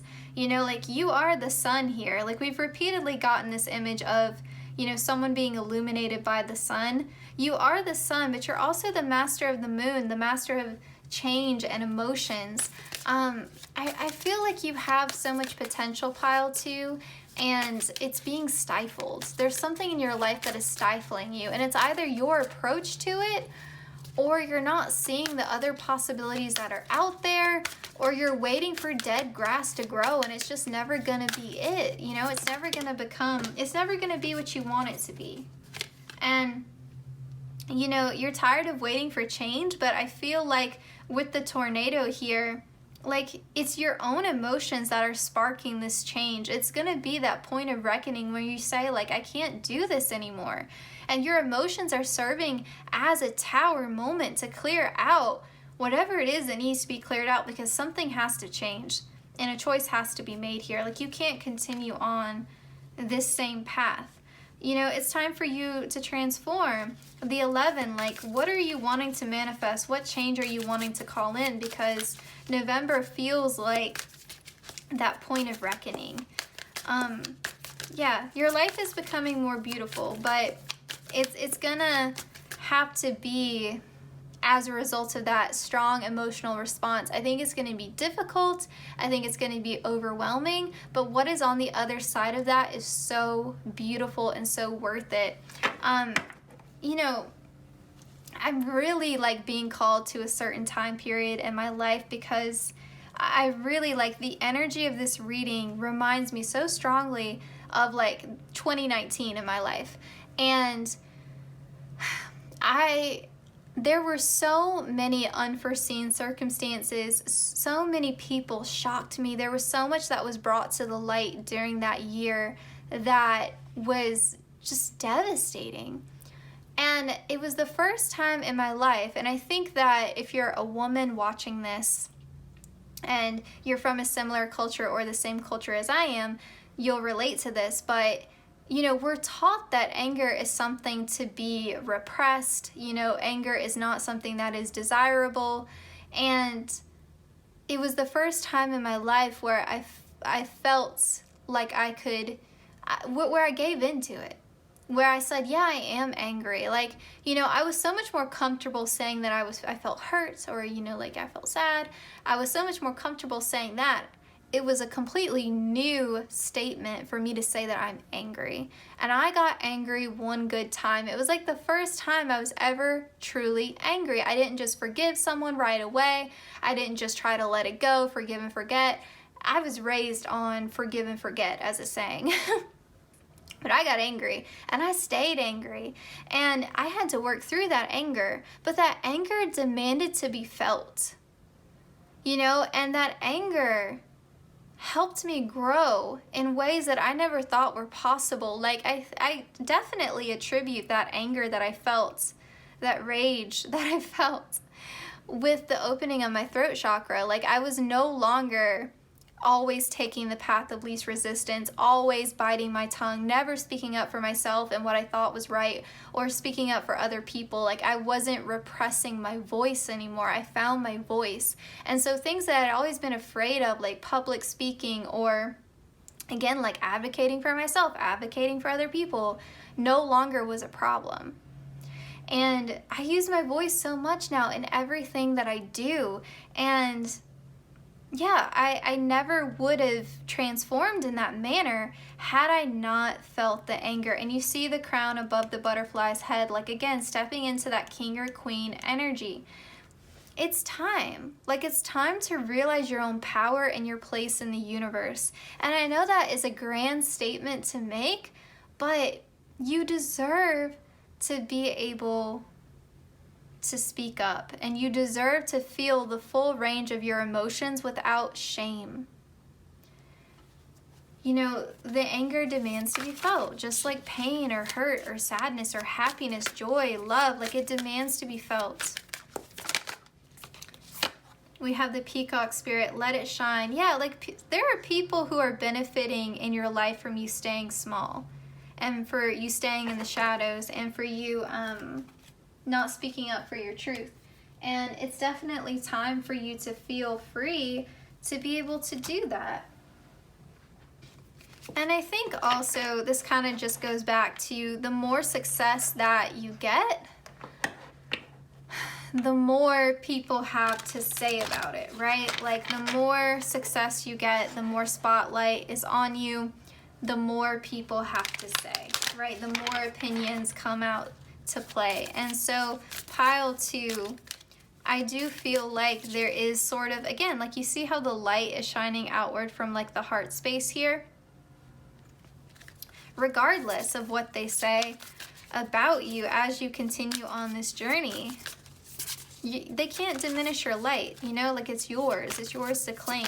And it's kind of like, you know, the quote, I think it was Eleanor Roosevelt, who said that people can only make you feel lesser than with your permission, right? Like, people can only make you feel insecure if you give them permission. You know, like, don't allow that into your space then if that's the case.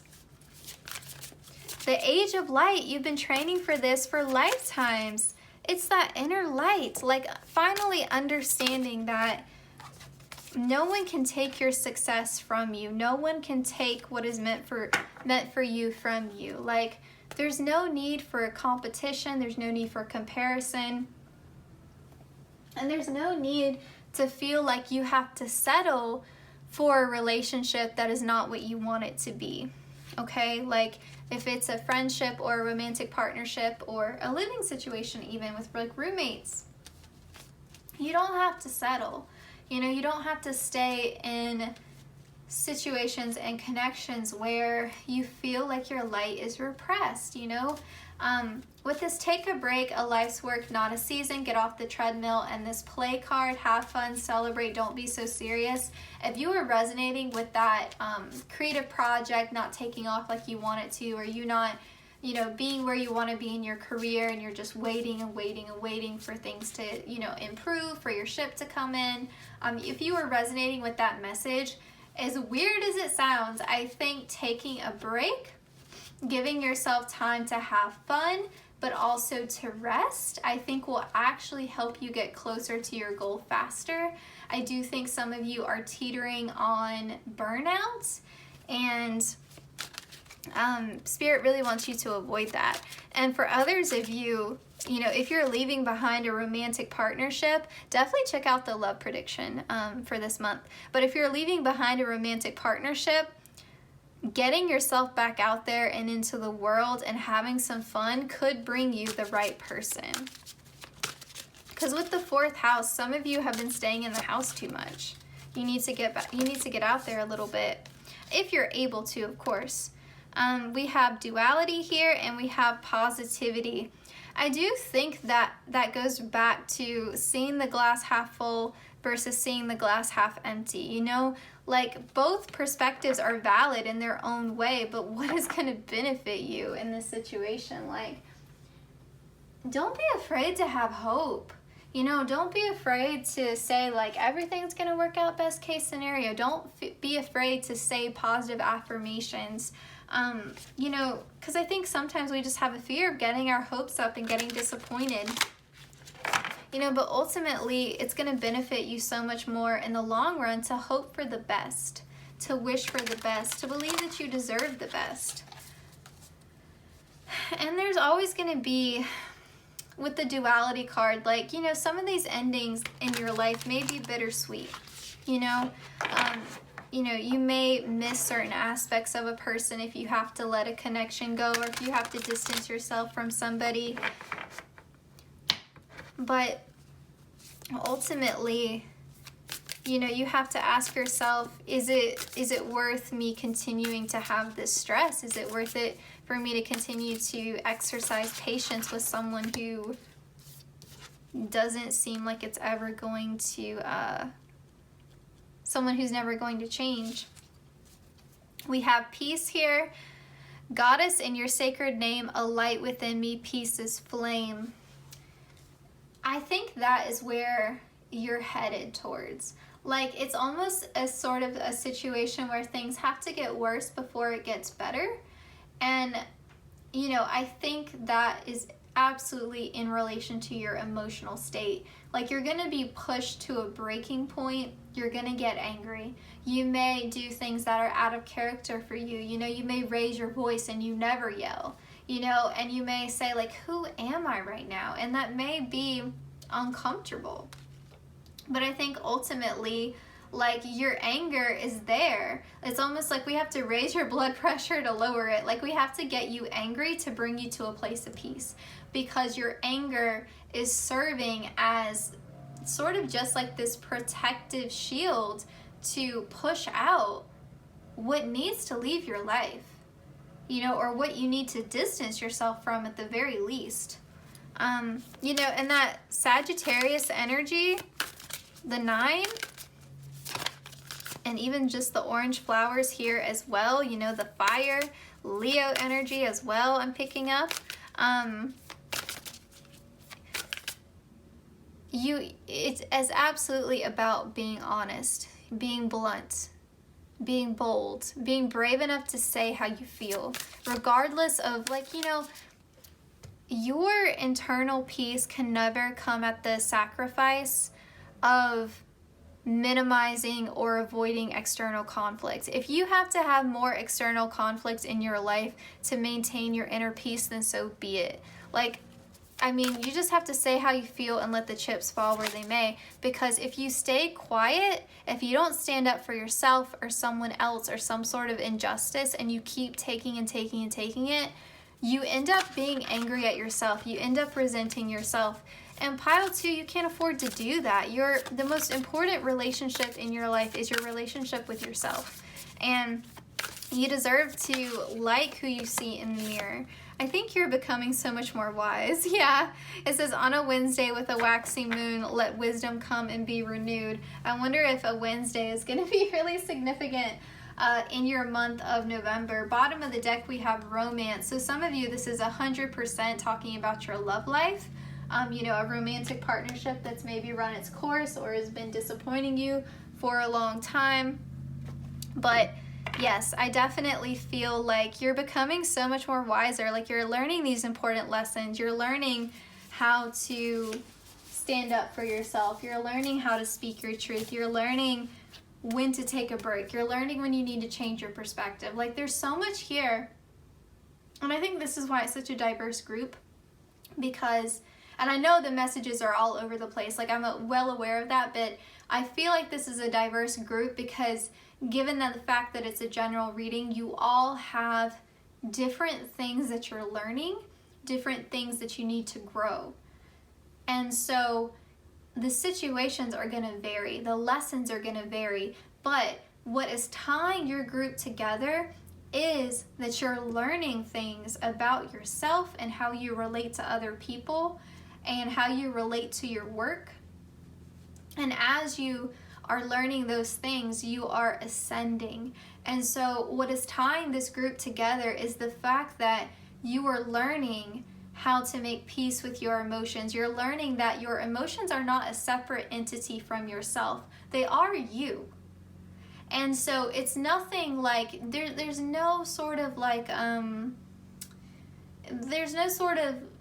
there's no need for you to feel ashamed, because it's just a transient state. It's not something that's going to be lasting, right? It's just something that is an energy that's sort of flowing through your body, and you feel it and you let it go. But you have to give it the time to flow through your body, because if you try to stop it and repress it, it gets stuck. And then it's not going anywhere. And then when you're least expecting it, that energy is going to rise up again and it's going to be overwhelming. And so things like anger and rage and disappointment and hurt and grief and loss and betrayal, like, you have to feel it. And again, it's going to be uncomfortable, but you have to make your peace with it in order to ultimately have peace within yourself. You know, kind of like if we say feelings are like the weather, it would be irrational to walk outside of your house and yell at the sky, I can't stand that it's raining today. The sky is ambivalent. You know, so if the sky is your mind is ambivalent. Your mind, your body is like, your soul is like, well, it is going to rain today. So, you know, like, you can accept it and move on and hope for sun tomorrow. Or you can just stay in the rain all day, mad. And how are you going to stop it? You can't stop the rain. Like, it's going to come when it needs to come. But it's not going to last forever. It's not going to stay there forever. And so I feel like you're wising up to how to protect yourself. You're wising up to how your emotions are actually a beneficial tool to you. You are learning lessons that are going to bring you true love. You're learning that your inner peace is something that sometimes has to be defended and protected by uncomfortable emotions like anger. So I feel like that is what is tying your entire group together, is that the month of November is a month of powerful, powerful self-growth and development. Pile 2, can we get some self-care messages to end your reading? Pile 2. I'm also so sorry that the landscapers are next door. Like, every time I think that they're leaving and packing up, they don't. So,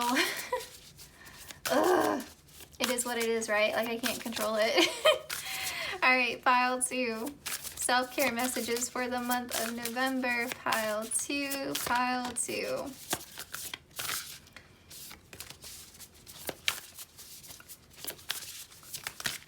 Wow, that's a lot. We'll take them though. It's fine. All right. We have decision. It says sometimes the best decision is no decision at all. Yeah, balance here. I definitely feel like, I kind of feel like this is spirit saying, like, we can't make this choice for you, and it's also not something that is going to come. You're not going to be able to make this decision, because this is like analysis paralysis, right? You're not going to be able to make this decision based upon rational thought. This is going to be a decision that is made of the heart.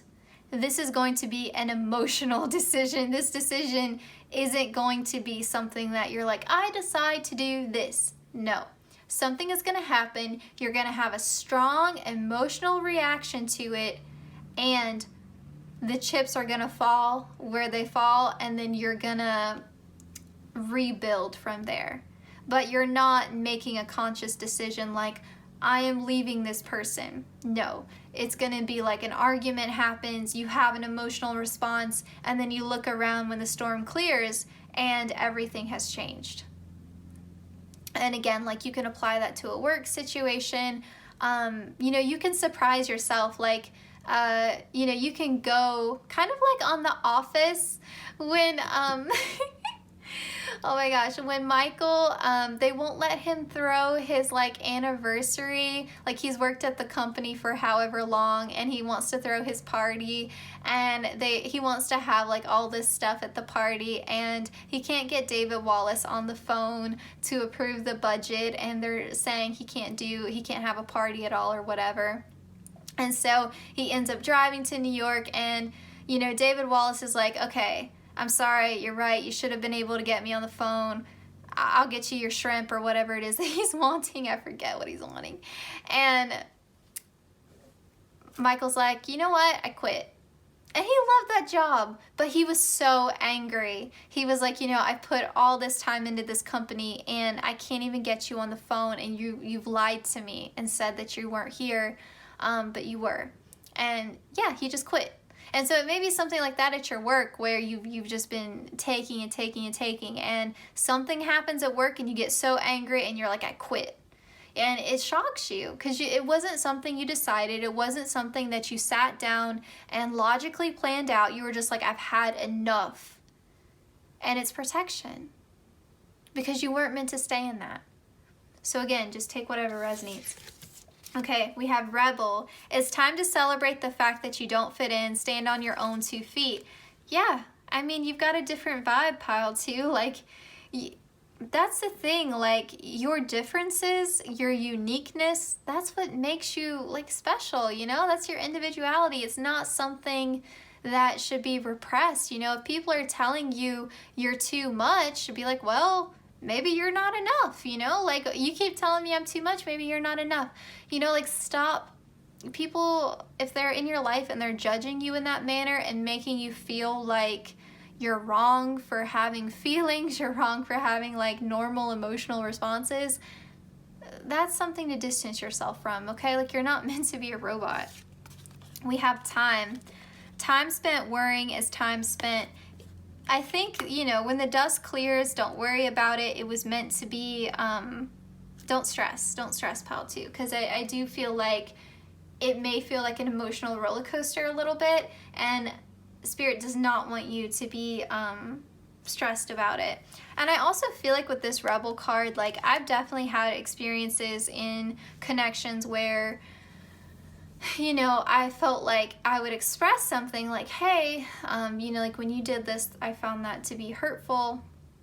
I'm very like, when I like say how I feel, I'm very like monotone. Like, I'm always like, I don't know, my voice tends to always be very calm, even when I'm feeling very emotional. Or like, I have a Gemini moon, so like, even if I'm really upset, I might still make a joke about it.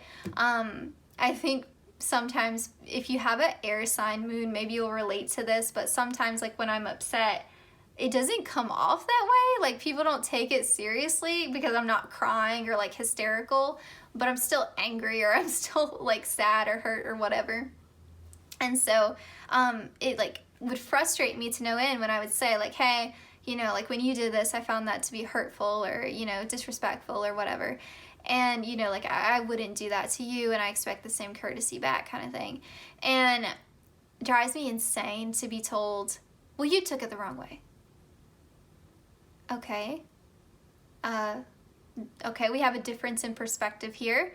That still doesn't change the fact that I'm telling you this behavior cannot continue, or like, this situation cannot happen again, because it is hurtful to me, and you should care that I'm hurt. Right? And so there may be situations like that in your life where you just feel completely invalidated, or you just feel like people are telling you that what you're feeling is wrong, or like trying to get you, kind of gaslighting you, like trying to get you to question like reality or like the circumstances that have happened. That's a more specific message, but it did come through, so I wanted to mention it. Okay, let's get some specific self-care activities that you can do in the month of November that will be beneficial to you. I might get a couple extra cards for your group, just because I feel like emotionally in the month of November you're going to be going through a lot. I want you to be, this is a personal request just from me, not from Spirit, but please be gentle with yourself, Pile 2, in the month of November, especially if you feel like you have been experiencing chronic stress to the point of like apathy.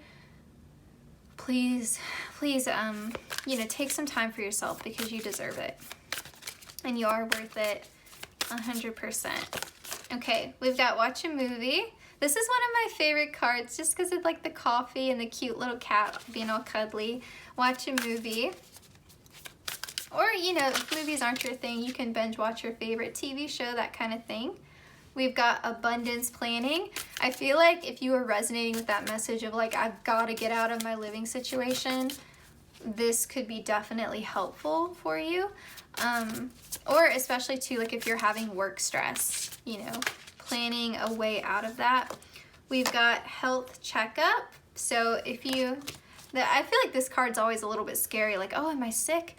But you know, if you just haven't had like your yearly checkup, or if you're a woman and like maybe you haven't been to the gynecologist in a while, or maybe you've been avoiding going to the dentist, that kind of thing, a health checkup could be definitely beneficial.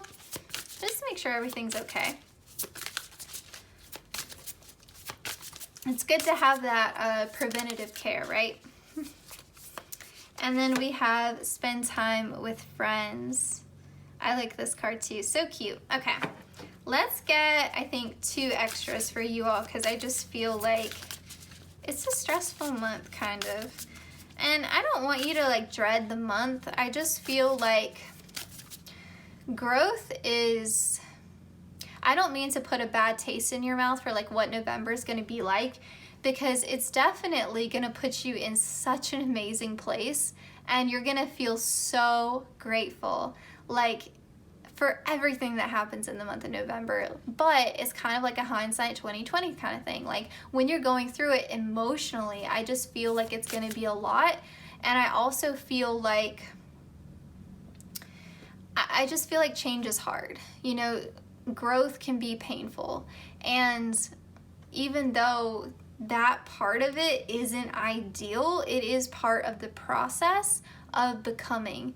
You know, there's this poem that I love so much. It's a spoken word poet. Her name is, I actually don't know her pronouns. I'm gonna say they. Their name is Andrea Gibson. I have seen them live before, and it was incredible. But they have this poem that says, I said to the sun, tell me about the Big Bang. The sun said, it hurts to become.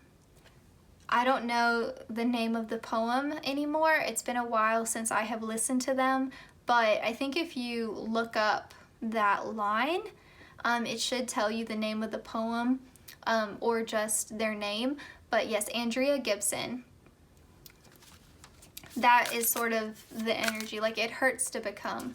But how beautiful is that at the end of November, the gift that you get is inner peace, is alignment with kind of like your higher self here. Like it feels like a massive shift towards aligning with the best version of yourself. And from there, I mean, your potential is limitless, right? Like whatever you're wanting to call into your life, whether it's love or success or finances, improving, you're kind of unstoppable, right? So I'm not going to say it's going to be easy. We've got look for fairies. I feel like this is telling you to have some fun. Have some fun. And believe in magic, believe in miracles. Like again, allow yourself to hope. And we have positive affirmations. I said that before, like don't be afraid to say positive affirmations. We'll add chanting to it as well, because you can chant your positive affirmations if you want to. Okay. We are going to end your reading now with your Thera-pets message. It says, here's a friendly reminder that the negative voice in your head is not you, and you are actually completely delightful.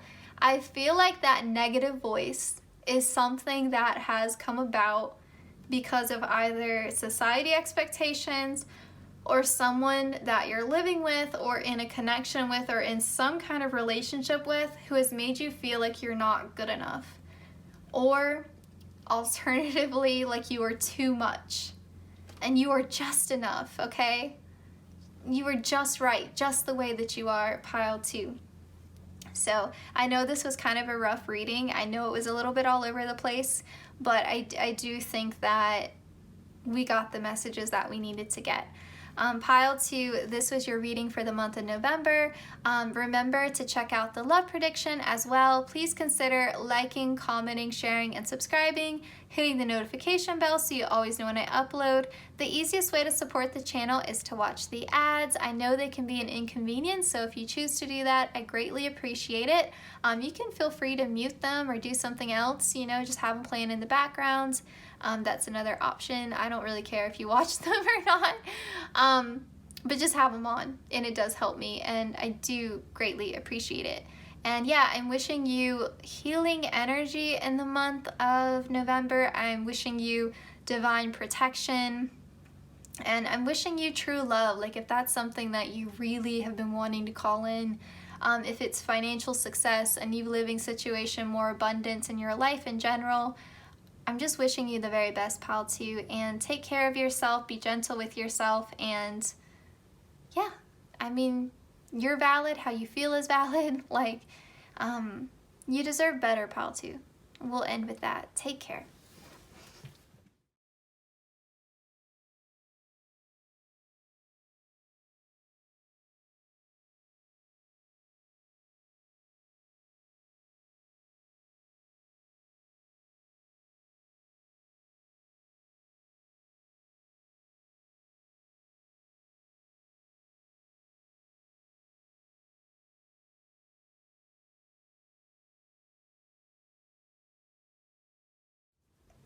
Hi, pile 3, welcome to your reading. So I'm going to put this to the side, and then I've already rolled your astro dice for you, so we'll get into those messages in a second. First, I want to get your tarot. So pile 3, what can you expect from the month of November in your life? And a big thank you to my guides and your guides for coordinating these messages. Pile 3. What energies will be at play? What is happening in your life? How are you gonna feel? What's going on? Any significant key players that we need to know about? Pile 3. All right, pile 3. November 2022, please, Spirit. Oh, also, I forgot to say, we're not taking reversals today, so we're just doing all upright. All right, pile 3, we've got the 9 of Pentacles. You're getting some similar cards to pile 2 so far. We'll see, though. Pile 2, 8 of Cups.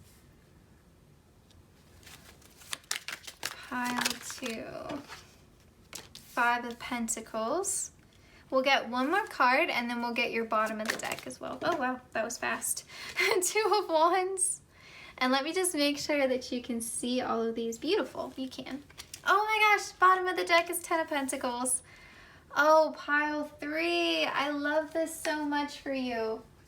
Okay, I'm not gonna lie. There's an energy here in your reading that makes me quite emotional in a good way, in a very good way. I'm just moving all the oracle decks over here, but with the 10 of Pentacles at the bottom of the deck, we have the King of Cups, we have the 9 of Pentacles, we have the 8 of Cups, we have the 5 of Pentacles, and we have the 2 of Wands. For many of you, and this is telling a very clear narrative, you have been feeling very emotionally unfulfilled. With the King of Cups, you are very much connected to your emotions. You're very emotionally mature. You're connected to your heart, and you're sensing that something in your life is not in alignment with your heart's like truest desires. Now, given that this is divine masculine energy, you're wanting to act upon that. You don't want to sit in your discomfort. You want to take real action to remedy what is not bringing you fulfillment. And for some of you, you know, this is a job that just isn't fulfilling you anymore. And I'm moving these cards around because there's actually a better way to tell this story. And I want to make sure it's very clear to you all. And so you're contemplating this and you're wanting to take action. And with the 2 of Wands, like, you really want to take those steps, but you're doing so in a way where you're planning it first. And so for some of you, you know, it's a job path that you're just not happy at anymore. You feel like, you know, you've done all that you can do in that area and it's time to move on. For others of you, it's a romantic partnership that you're wanting to leave. You know, it could be a living situation. It could be a dynamic with a certain family member or friend. It could be even an old way of being, you know, certain habits that you're like, I just need to let go of these things. For many of you, though, I do think this is either a job situation, or if it's a romantic or living situation, this is very much tied up in your finances. And for some of you, this could be like a habit of overspending or a problem with budgeting. But for many of you, like, I feel like this involves actual movement, actual travel, you know, a change in your living situation, a change in your work environment, career path, leaving a relationship with maybe someone that you live with, leaving behind, you know, a situation with roommates that's not working out. But with the Eight of Cups, you're walking away from something because you know that you deserve better, but you're planning it and you're moving in the direction of something that you believe is going to bring you emotional fulfillment. And for some of you, it could be that you're like, I don't know where I need to go from here, but I know I can't stay where I'm at because where I'm at is just awful. And so you're planning and you're considering and you're making that change. And that change may bring about some temporary loneliness, isolation. It could bring about some uncertainty, some financial instability.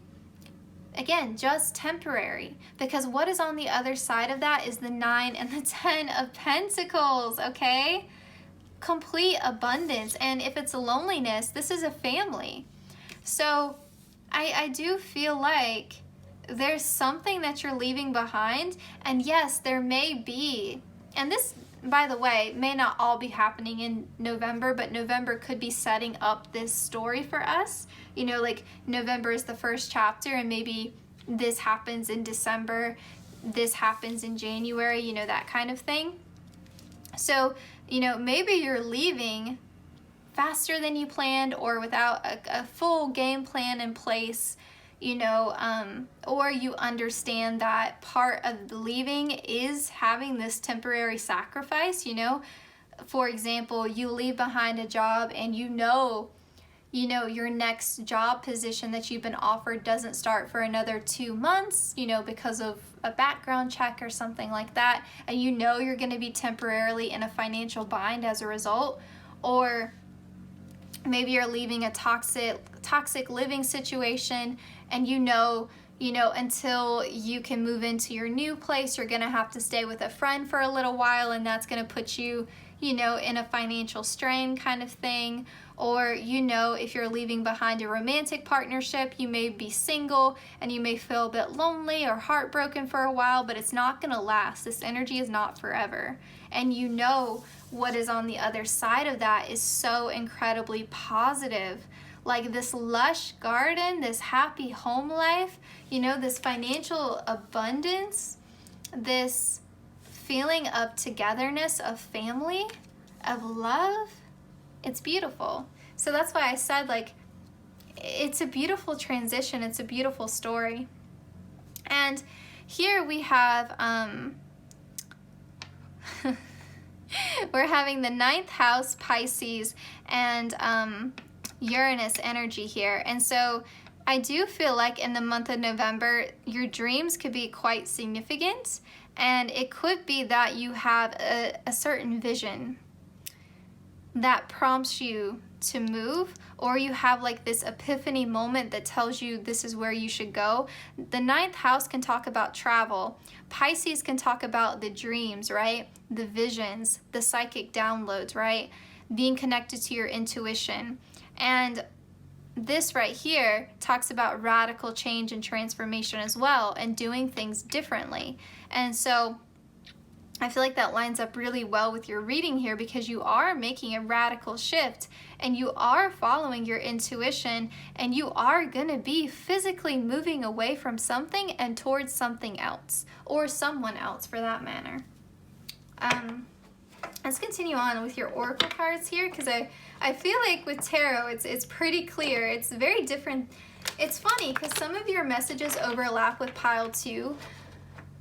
But pile 2 was so much more about an internal change, and this is sort of an internal change prompting an external change. So the story here is a lot more grounded and a lot more clear.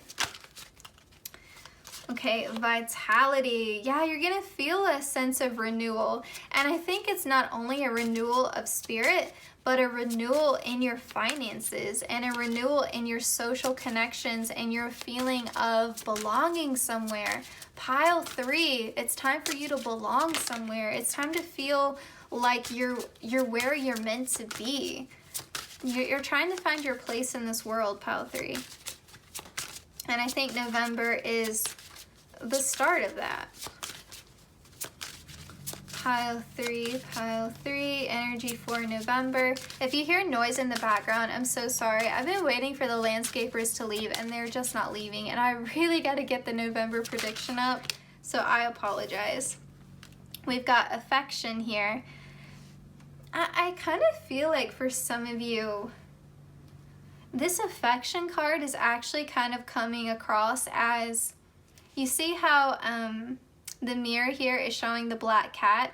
This is making me think of the Queen of Wands, and there's a black cat that's always featured on the Queen of Wands in the Rider-Waite Tarot, and that was actually a real cat. I think its name was Snuffles. I think I read it was Snuffles. If I'm wrong, correct me, but I'm like 99% sure its name was Snuffles. I just think it was so cool that it was actually a real cat. But anyway, and so that cat is meant to represent on the Queen of Wands her shadow self and the integration of the shadow. And so that's why the Queen of Wands, it has so much vitality. That's why she has so much drive and passion and creativity, and why she is just herself, you know, like, and people are drawn to authenticity.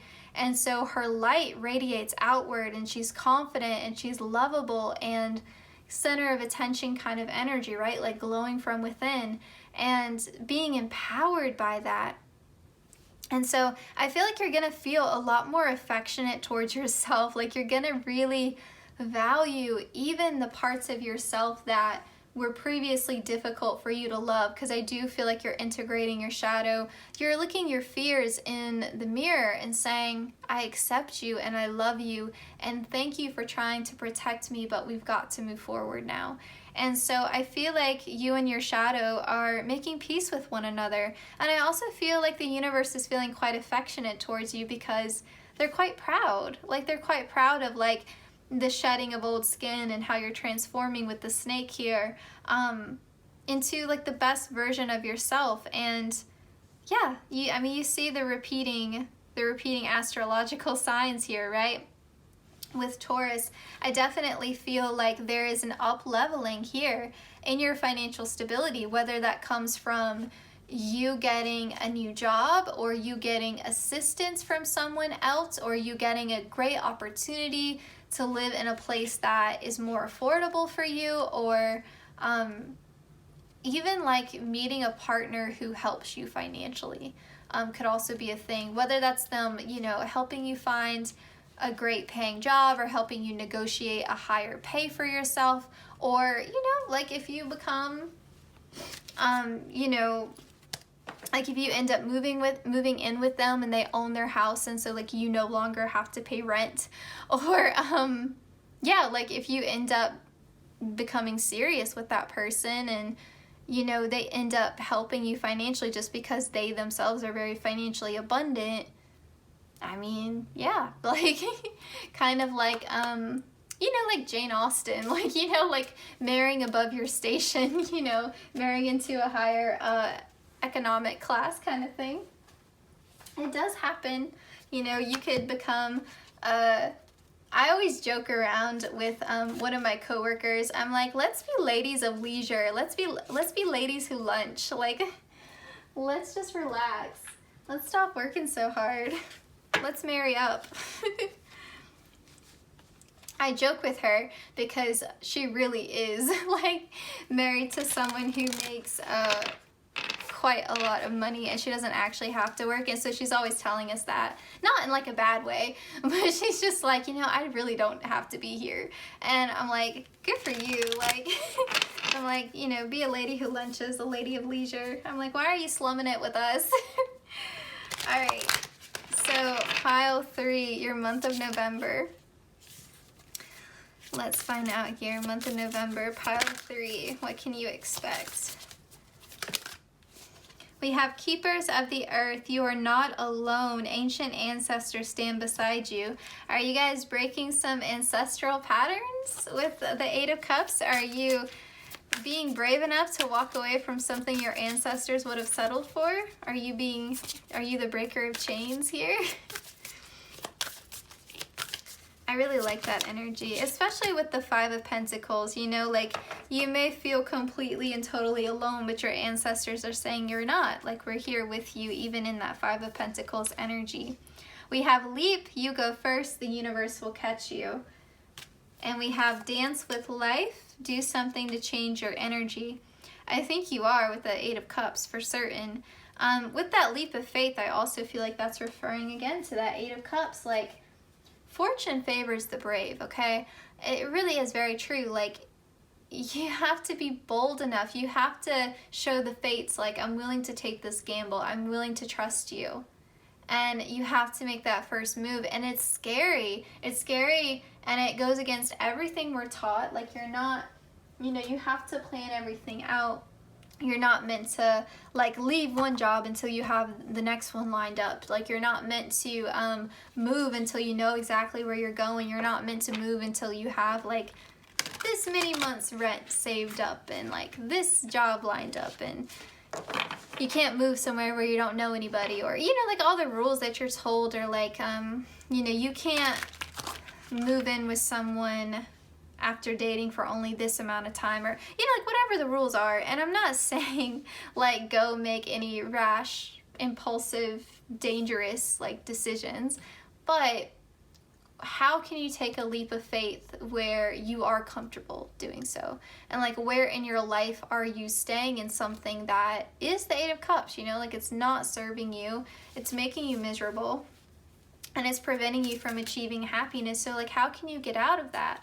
And yeah, like, sometimes Spirit asks a lot of us, and, you know, it's all trust. You know, like, it is all trust, and sometimes that comes easily and sometimes it doesn't. And I mean, I recently myself just took a big leap of faith, and I definitely felt the backlash around me, like, because I think sometimes when you're brave enough to do that, other people wish that they could do that and then don't, and resent you for doing it. And so the way they handle that resentment is they can project those fears onto you and make you feel bad, or attempt to make you feel bad or guilty for making the decision that you made, even though they themselves wish they could have done it. So they may call you childish or irresponsible or something like that.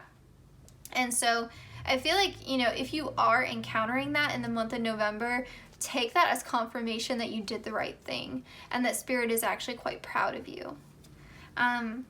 Yes, that message came through. So what are two major themes in your life in the month of November, please, Spirit? Two major themes in Pile 3's life in the month of November. We have authenticity. I was talking about that with the Queen of Wands. And the 10 signifies completion, so leaving behind an old, tough cycle. It says, who I truly am is good indeed. I am authentic in thought, word, and deed. I definitely feel like what you're wanting to attract is going to come to you by you being your authentic self. So regardless of whatever that is, and it's probably more than one thing with the 10 of Pentacles. Like, 10 of Pentacles, I think of love, family, home, financial stability. Yeah, so, I mean, there are even pets on this card. So, like, also if you're wanting pets, or a new house or a new living situation. So, a home is really what I really think of as a home. So I think that you can call in those things by being your authentic self. And I think that's an energy that's going to come out in the month of November for you. You're stepping into that Queen of Wands energy. And you're doing what is healthy and good for you. It says, Mother Earth, sweet Mother Earth, bright, bring to me your health and might. You could definitely be spending more time outdoors in the month of November. I definitely feel like you're taking care of what feels right and good to you, and I definitely feel like that can end up being a little bit isolating if other people don't get it. If other people think you're acting out of character because you've been stuck in this stagnant energy, they think that is your normal energy, and it's not. And so when you step into like the Queen of Wands, or your gender doesn't matter, I'm just talking about divine feminine energy. If you step into your authentic self and you start making decisions that are good for your overall health and wellness, so physically, mentally, emotionally, spiritually, when you start to do that, other people are going to be a bit confused because you have been stuck and stagnant, you know, for a while. I think a lot of you. We have Destiny as your bottom of the deck. All that I shall need to know as I walk shall now be shown. So I definitely feel like also with the 8 here, this could be talking about your career, but I do think that with the 8 of Cups, like that is something that's meant to happen. You are destined to walk away from this thing, and for some of you it could be a karmic situation that, you know, has run its course and you've cleared the karma and you've learned the lessons and it's time to move on. And I know it's not serving you to stay there, especially if you're talking about something romantic, especially. So don't feel like you're making the wrong choice here by walking away. Like that is in alignment with your destiny. You were always meant to walk away. We have Dog Spirit. Be loyal to what you love. Be loyal to yourself and to your own heart. Like, you know, we get one life to live as far as we know. Like in the next lifetime, you could be, you know, reincarnated as a grasshopper. I don't know. So this is it, right? Like, or you may not choose not to reincarnate again. But as far as we know, like this is all we've got is right here, right now, this present moment. So I think in the month of November, like you're just being loyal to you and to what you love and to what feels right to you. And it's really about living life on your own terms. And I think that that's been a common theme actually running through all 3 piles this month, which is cool. We have Spider Spirit. Make your dreams real. For some of you, this is really wanting to build a home for yourself. Again, a sense of belonging, a sense of like, I'm in the right relationship. I'm in the right career field. I'm in the right home. I'm living in the right place for me. You know, like I feel like you have felt like an outsider or like an outcast in your own life. Like you've been handed a script and you're fulfilling a role that doesn't resonate with you, and you're like, how did I even get into this part? Like I'm the main character, like I'm the hero of this story, and instead I'm playing the damsel that needs to be saved, or I'm playing a supporting character, or I'm playing the villain, and I don't know how I got into this role, and I feel like I just stumbled into my life, and I don't know how I got here, but this isn't for me. None of this is resonating. Nothing when I look around is resonating. And so it's a big change, I think, for a lot of you. I think for a lot of you it's multiple things. With the 10 of Pentacles, it's multiple things. You know, you may just feel like I need to move, I need a new job, I need new friends, I need a new partner, a new relationship status. Like I need change. Like there's such a desire here for change. And to feel like your heart can take a break, to feel like your heart can rest, because I feel like your heart's just been overburdened, like your soul has kind of just been like screaming at you like, this doesn't feel right. You know, like these clothes don't feel right, this role doesn't feel right, these words don't feel right, like this doesn't feel right to me. And like you spin this web with the spider, like you create your own story, you write your own narrative, you create your own home. And you can spin your web anywhere. You can make a home anywhere, but where do you want to go? Where is your heart calling you towards? And you absolutely have the capacity to make that dreams, that vision of the 10 of Pentacles, whatever that 10 of Pentacles looks like to you, you have the ability to create that. You know, you have the full capability and the capacity to create that for yourself. And Spirit wants to help you. But that initial first step, it's like, you know, if you're willing to take that leap of faith and bet on Spirit and the 8 of Cups, leave behind what isn't serving you, Spirit will catch you and, you know, kind of help you rebuild, you know, and help guide you in the right place. But never feel like you're complete. You know, the 5 of Pentacles will put you in an energy where you feel like you're completely on your own. You feel like you have no help, no assistance, nowhere to turn. And the truth of the matter is, like, in those moments, you know, when we're kind of like in the winter of our life, so to speak, that is when we have our greatest connection to spirit, to source. That is when we have a full understanding of our spiritual team. Like, you have guides, you have ancestors, you have angels, you have your higher self, you have like your soulmate's higher self, you have your soul family, you have even like some spirit guide animals, you have, you know, fairies, if you believe in that, Mother Gaia, you have certain deities that maybe you work with. Here's a fun fact. So I'm not Catholic. Some of you watching this may be like, Bethany, seriously, you didn't know this? I didn't know this, okay? I didn't know that Lady Guadalupe, or Our Lady of Guadalupe, was the Virgin Mary. And so at a time in my life when I needed a mother the most, like I was craving that energy, and I was trying to reparent myself, you know, go through like my healing and make peace and forgive and, you know, all that kind of stuff. Someone had left a picture of Our Lady of Guadalupe on like my nightstand, and they didn't know what I was going through. They had just left it behind. And that was the first time she appeared to me. And then the second time, my professor was from Mexico, and she was talking about the significance of the story of Our Lady of Guadalupe for the Mexican people. And that was the second time I encountered her. And then I can't remember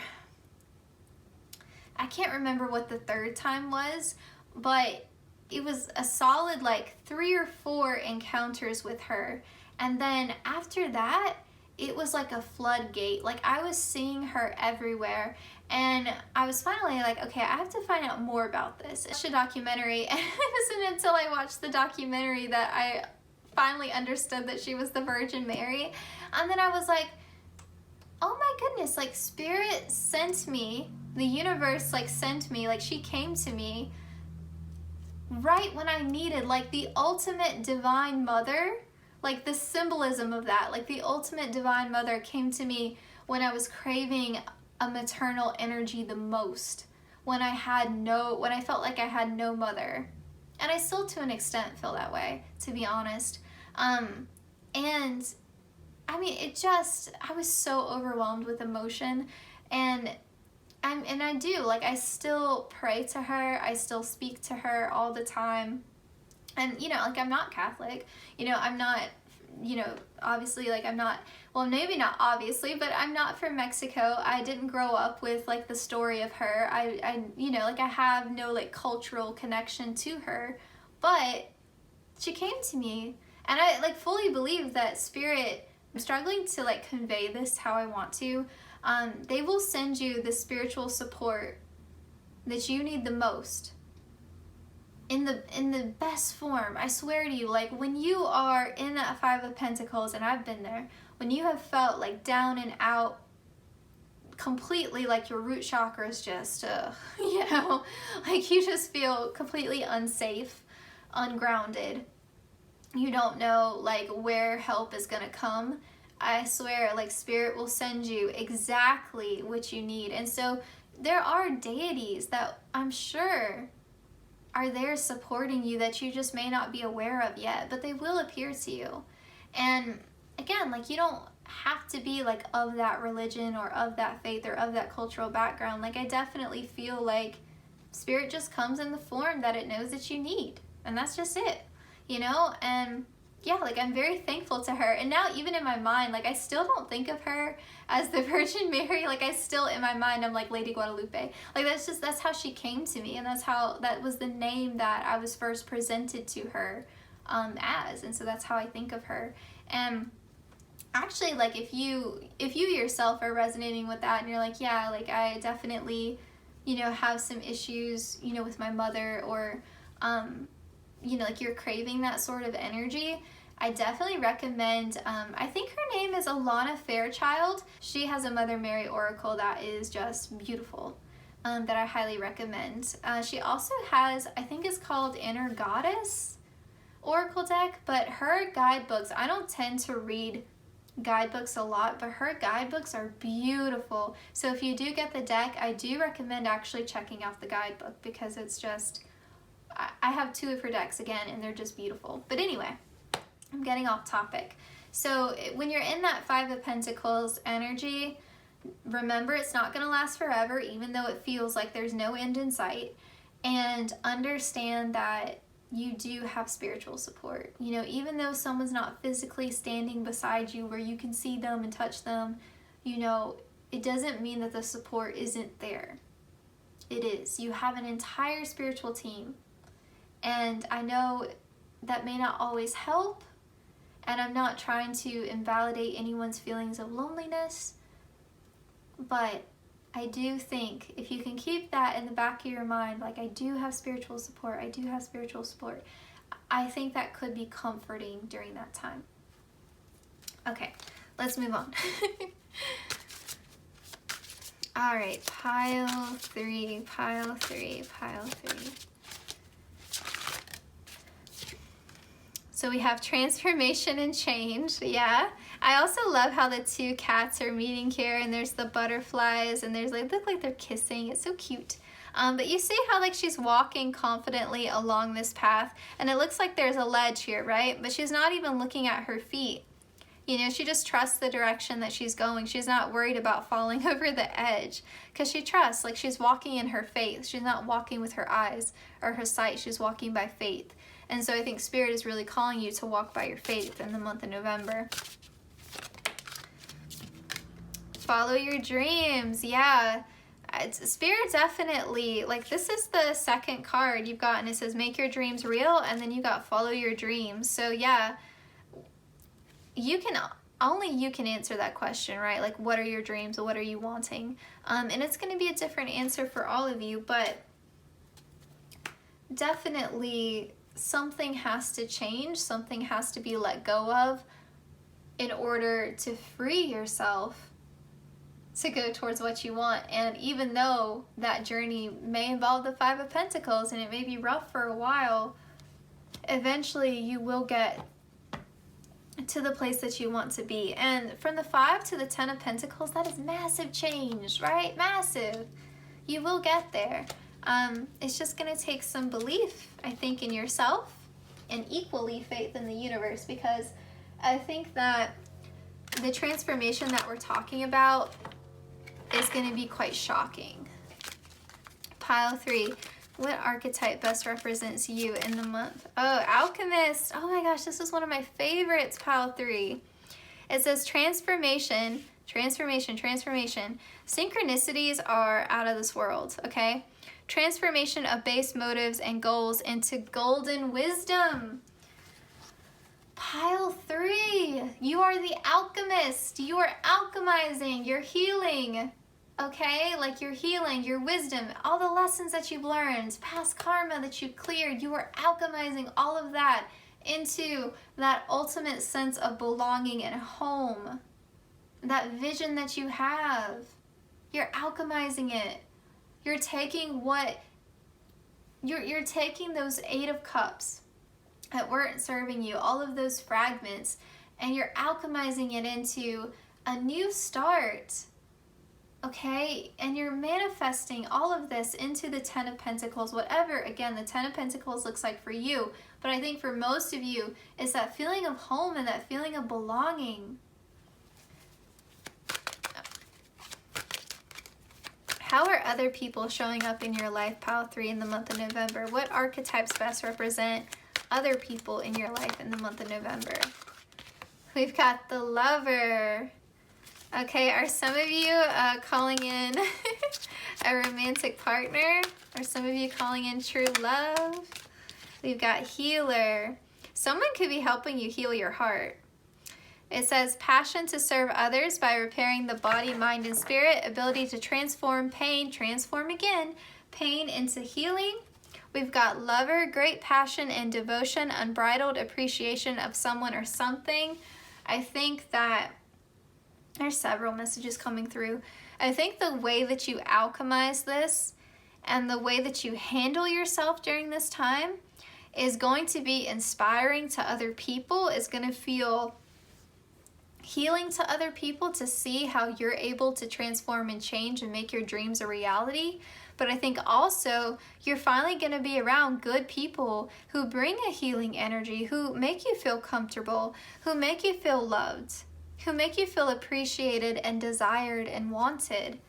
And bottom of the deck, we have King. So for some of you, if you are identifying with that Queen of Wands energy we were talking about, you could be meeting your match with the King. So if you're wanting true love, if you're wanting an equal partnership, if part of your 10 of Pentacles is a future spouse, then you could definitely be calling that in the month of November once you take that leap of faith. So you may get the ball rolling in November, and then maybe you're in the 5 of Pentacles at the beginning of December, and by the end of December, you're not alone anymore and you've met that partner. You know what I'm saying? Like, I feel like we're talking about the beginning of this journey, because it is a journey in November, and I don't mean a long journey, but maybe in the month of November this gets started. In December you pick up momentum. I definitely think by the end of winter season you're at this 10 of Pentacles.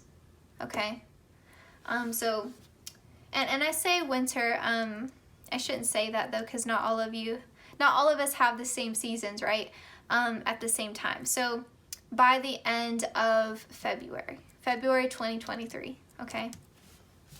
All right, let's get your self-care messages, pile 3, because I think we've gone through all the oracle. Yeah, we have. Yeah, self-care messages for the month of November for pile 3, please, Spirit. I'm sorry I was rambling. I feel like I was like all over the place in your reading. I apologize. Okay, let's see. I feel like I've been called more here lately to share more personal information in readings. I don't know why. It's just something I've noticed, especially today. If that bothers you all, let me know. I don't know why. I've just been pushed by Spirit to open up more. Okay, we have possibility. It says, focus your attention on what could go right. When you learn to imagine the best case scenario, you get to enjoy and experience twice.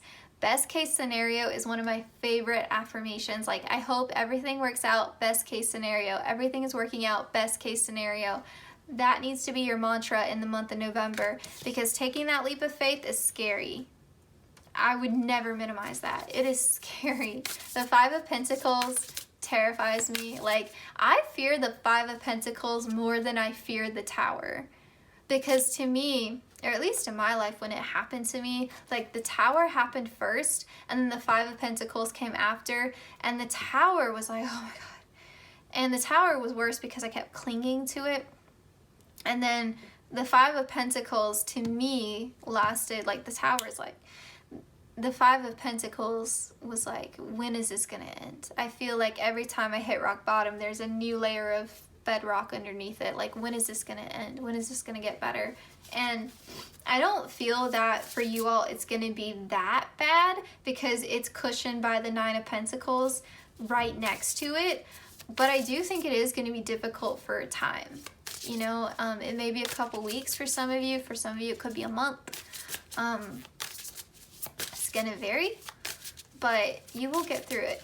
You know, like, I'm proof that you will get through it because I got through it. And if I can do it, you can do it. And typically, I think that's a very invalidating statement.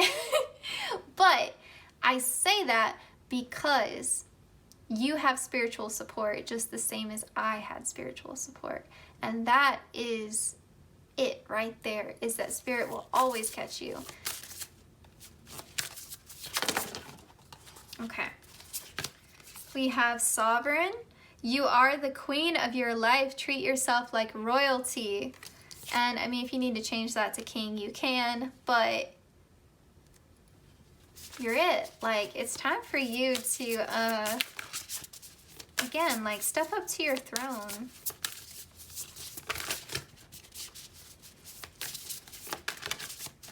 We have your body deserves your love as well. I feel like that's just a separate message, to be honest. I kind of want to get one more card for you all. I just don't know why.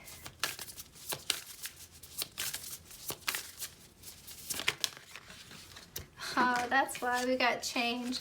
A resistance to change is a resistance to life itself. Open your heart and mind to new beginnings. Yeah, I mean, I would say so, because going from the 8 of Cups to the 5 of Cups to the 9 of Pentacles to the 10 of Pentacles, that is massive change. And then this card fell on the floor. It says, love. Love people, love them with all your heart. Just be sure to love yourself first. Yeah, I do feel like with that lover card that we got, and then the healer card that we got, for how other people would be showing up in your life in the month of November, it could be that for some of you, and I definitely recommend checking out the November love prediction, but for some of you, it could be that you meet someone who's helpful to you when you are in that 5 of Pentacles energy. You know, for some of you, again, like that energy could be coming in November. For others of you, it's more towards December. It's going to vary, you know, in terms of the timeline, but it could be that you meet someone, again, like when you're at your lowest, and you may be a bit suspicious, like, how could they want me when I'm, you know, in the 5 of Pentacles? Like, how could they want me? And so you may be suspicious, or you're not typically comfortable with receiving help or assistance, or, you know, being emotionally vulnerable in that way, or, you know, you just feel like you're not good enough because you're not feeling very confident because things are so up in the air and things are feeling unstable and insecure for you. And, you know, the 5 of Pentacles is a card of scarcity, and so you're not feeling your best. And so that can be hard, right? To let someone new in, especially, or even to let someone in from your past. I'm not talking about an ex, but even just someone that you used to know. That can be hard, right? And so I feel like Spirit is also wanting you to know that even at your lowest, even when you feel like you don't know how everything's going to pan out, you still deserve love. And if someone can love you, and they can, but if someone can love you when you have nothing really to offer them,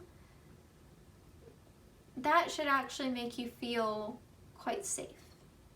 Because this isn't someone who is seeking to gain anything from you other than being able to share in your presence and get to know you and support you. You know, this isn't someone who's going to take from you because you have nothing to give, really, you know, at that point in time. Not to say that you don't have so many valuable qualities, but at that time, like, I think even energetically, like, you just don't have anything to give because everything is being poured into the anxiety of the 5 of Pentacles, right? Like, if you're not feeling your best and you're feeling really down, like, you don't have a lot to give to other people because you have to retain what little energy you have for yourself, right?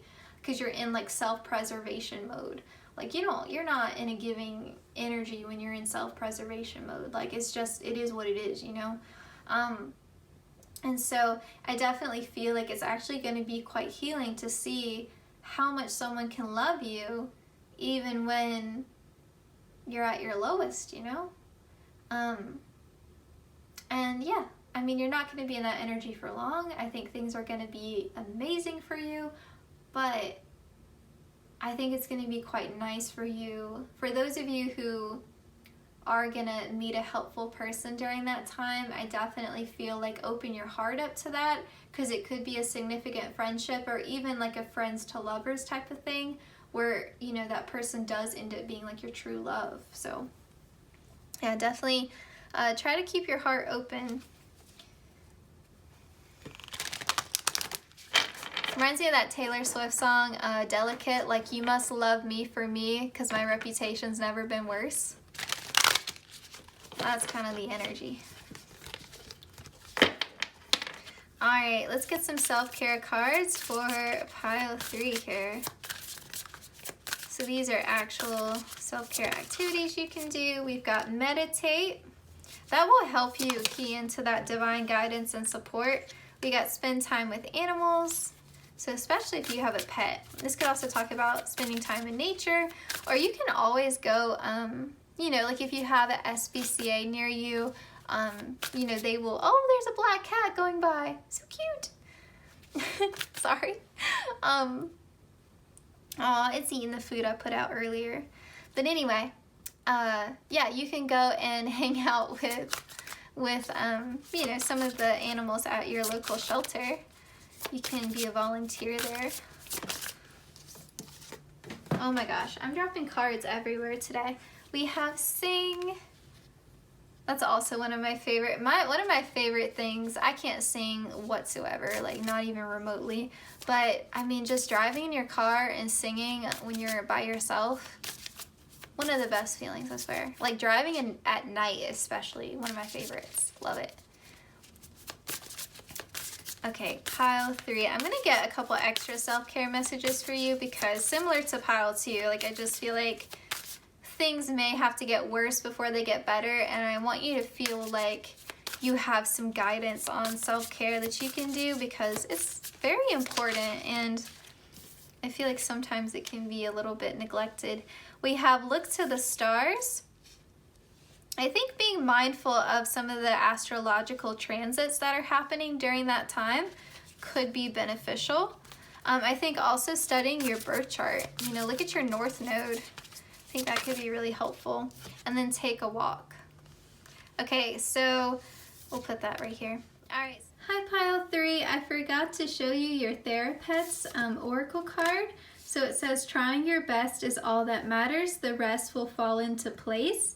I really love this card for your group because that's all you're being asked to do is just try your best. You know, take that leap of faith, do your best to manage it, and the rest will fall into place, like the universe will catch you. I feel like that's the perfect message to wrap up your reading. So 3, this was your reading. I hope it resonated. I hope you enjoyed it. I hope you didn't mind my rambling too much. I don't know what's wrong with me today. Please consider liking, commenting, sharing, and subscribing, hitting the notification bell so you always know when I upload. The easiest way to support the channel is to watch the ads. I know they can be an inconvenience, so I want to say a huge thank you to anyone who chooses to watch them. You don't have to like actually watch them. You know, like you can put them on mute or, you know, be doing other stuff in the background, you know, so you're not feeling like you're wasting your time kind of thing. I've said this before, but like personally, I would not mind watching ads if they were actually tailored to what I buy. You know, like I don't understand. I'm like, as much data that they collect and track on us, you would think that the ads that are shown would actually be representative of the stuff that I buy. You know, like show me ads for like cat food, you know, or, you know, things like that, like things I actually buy would be helpful. But anyway.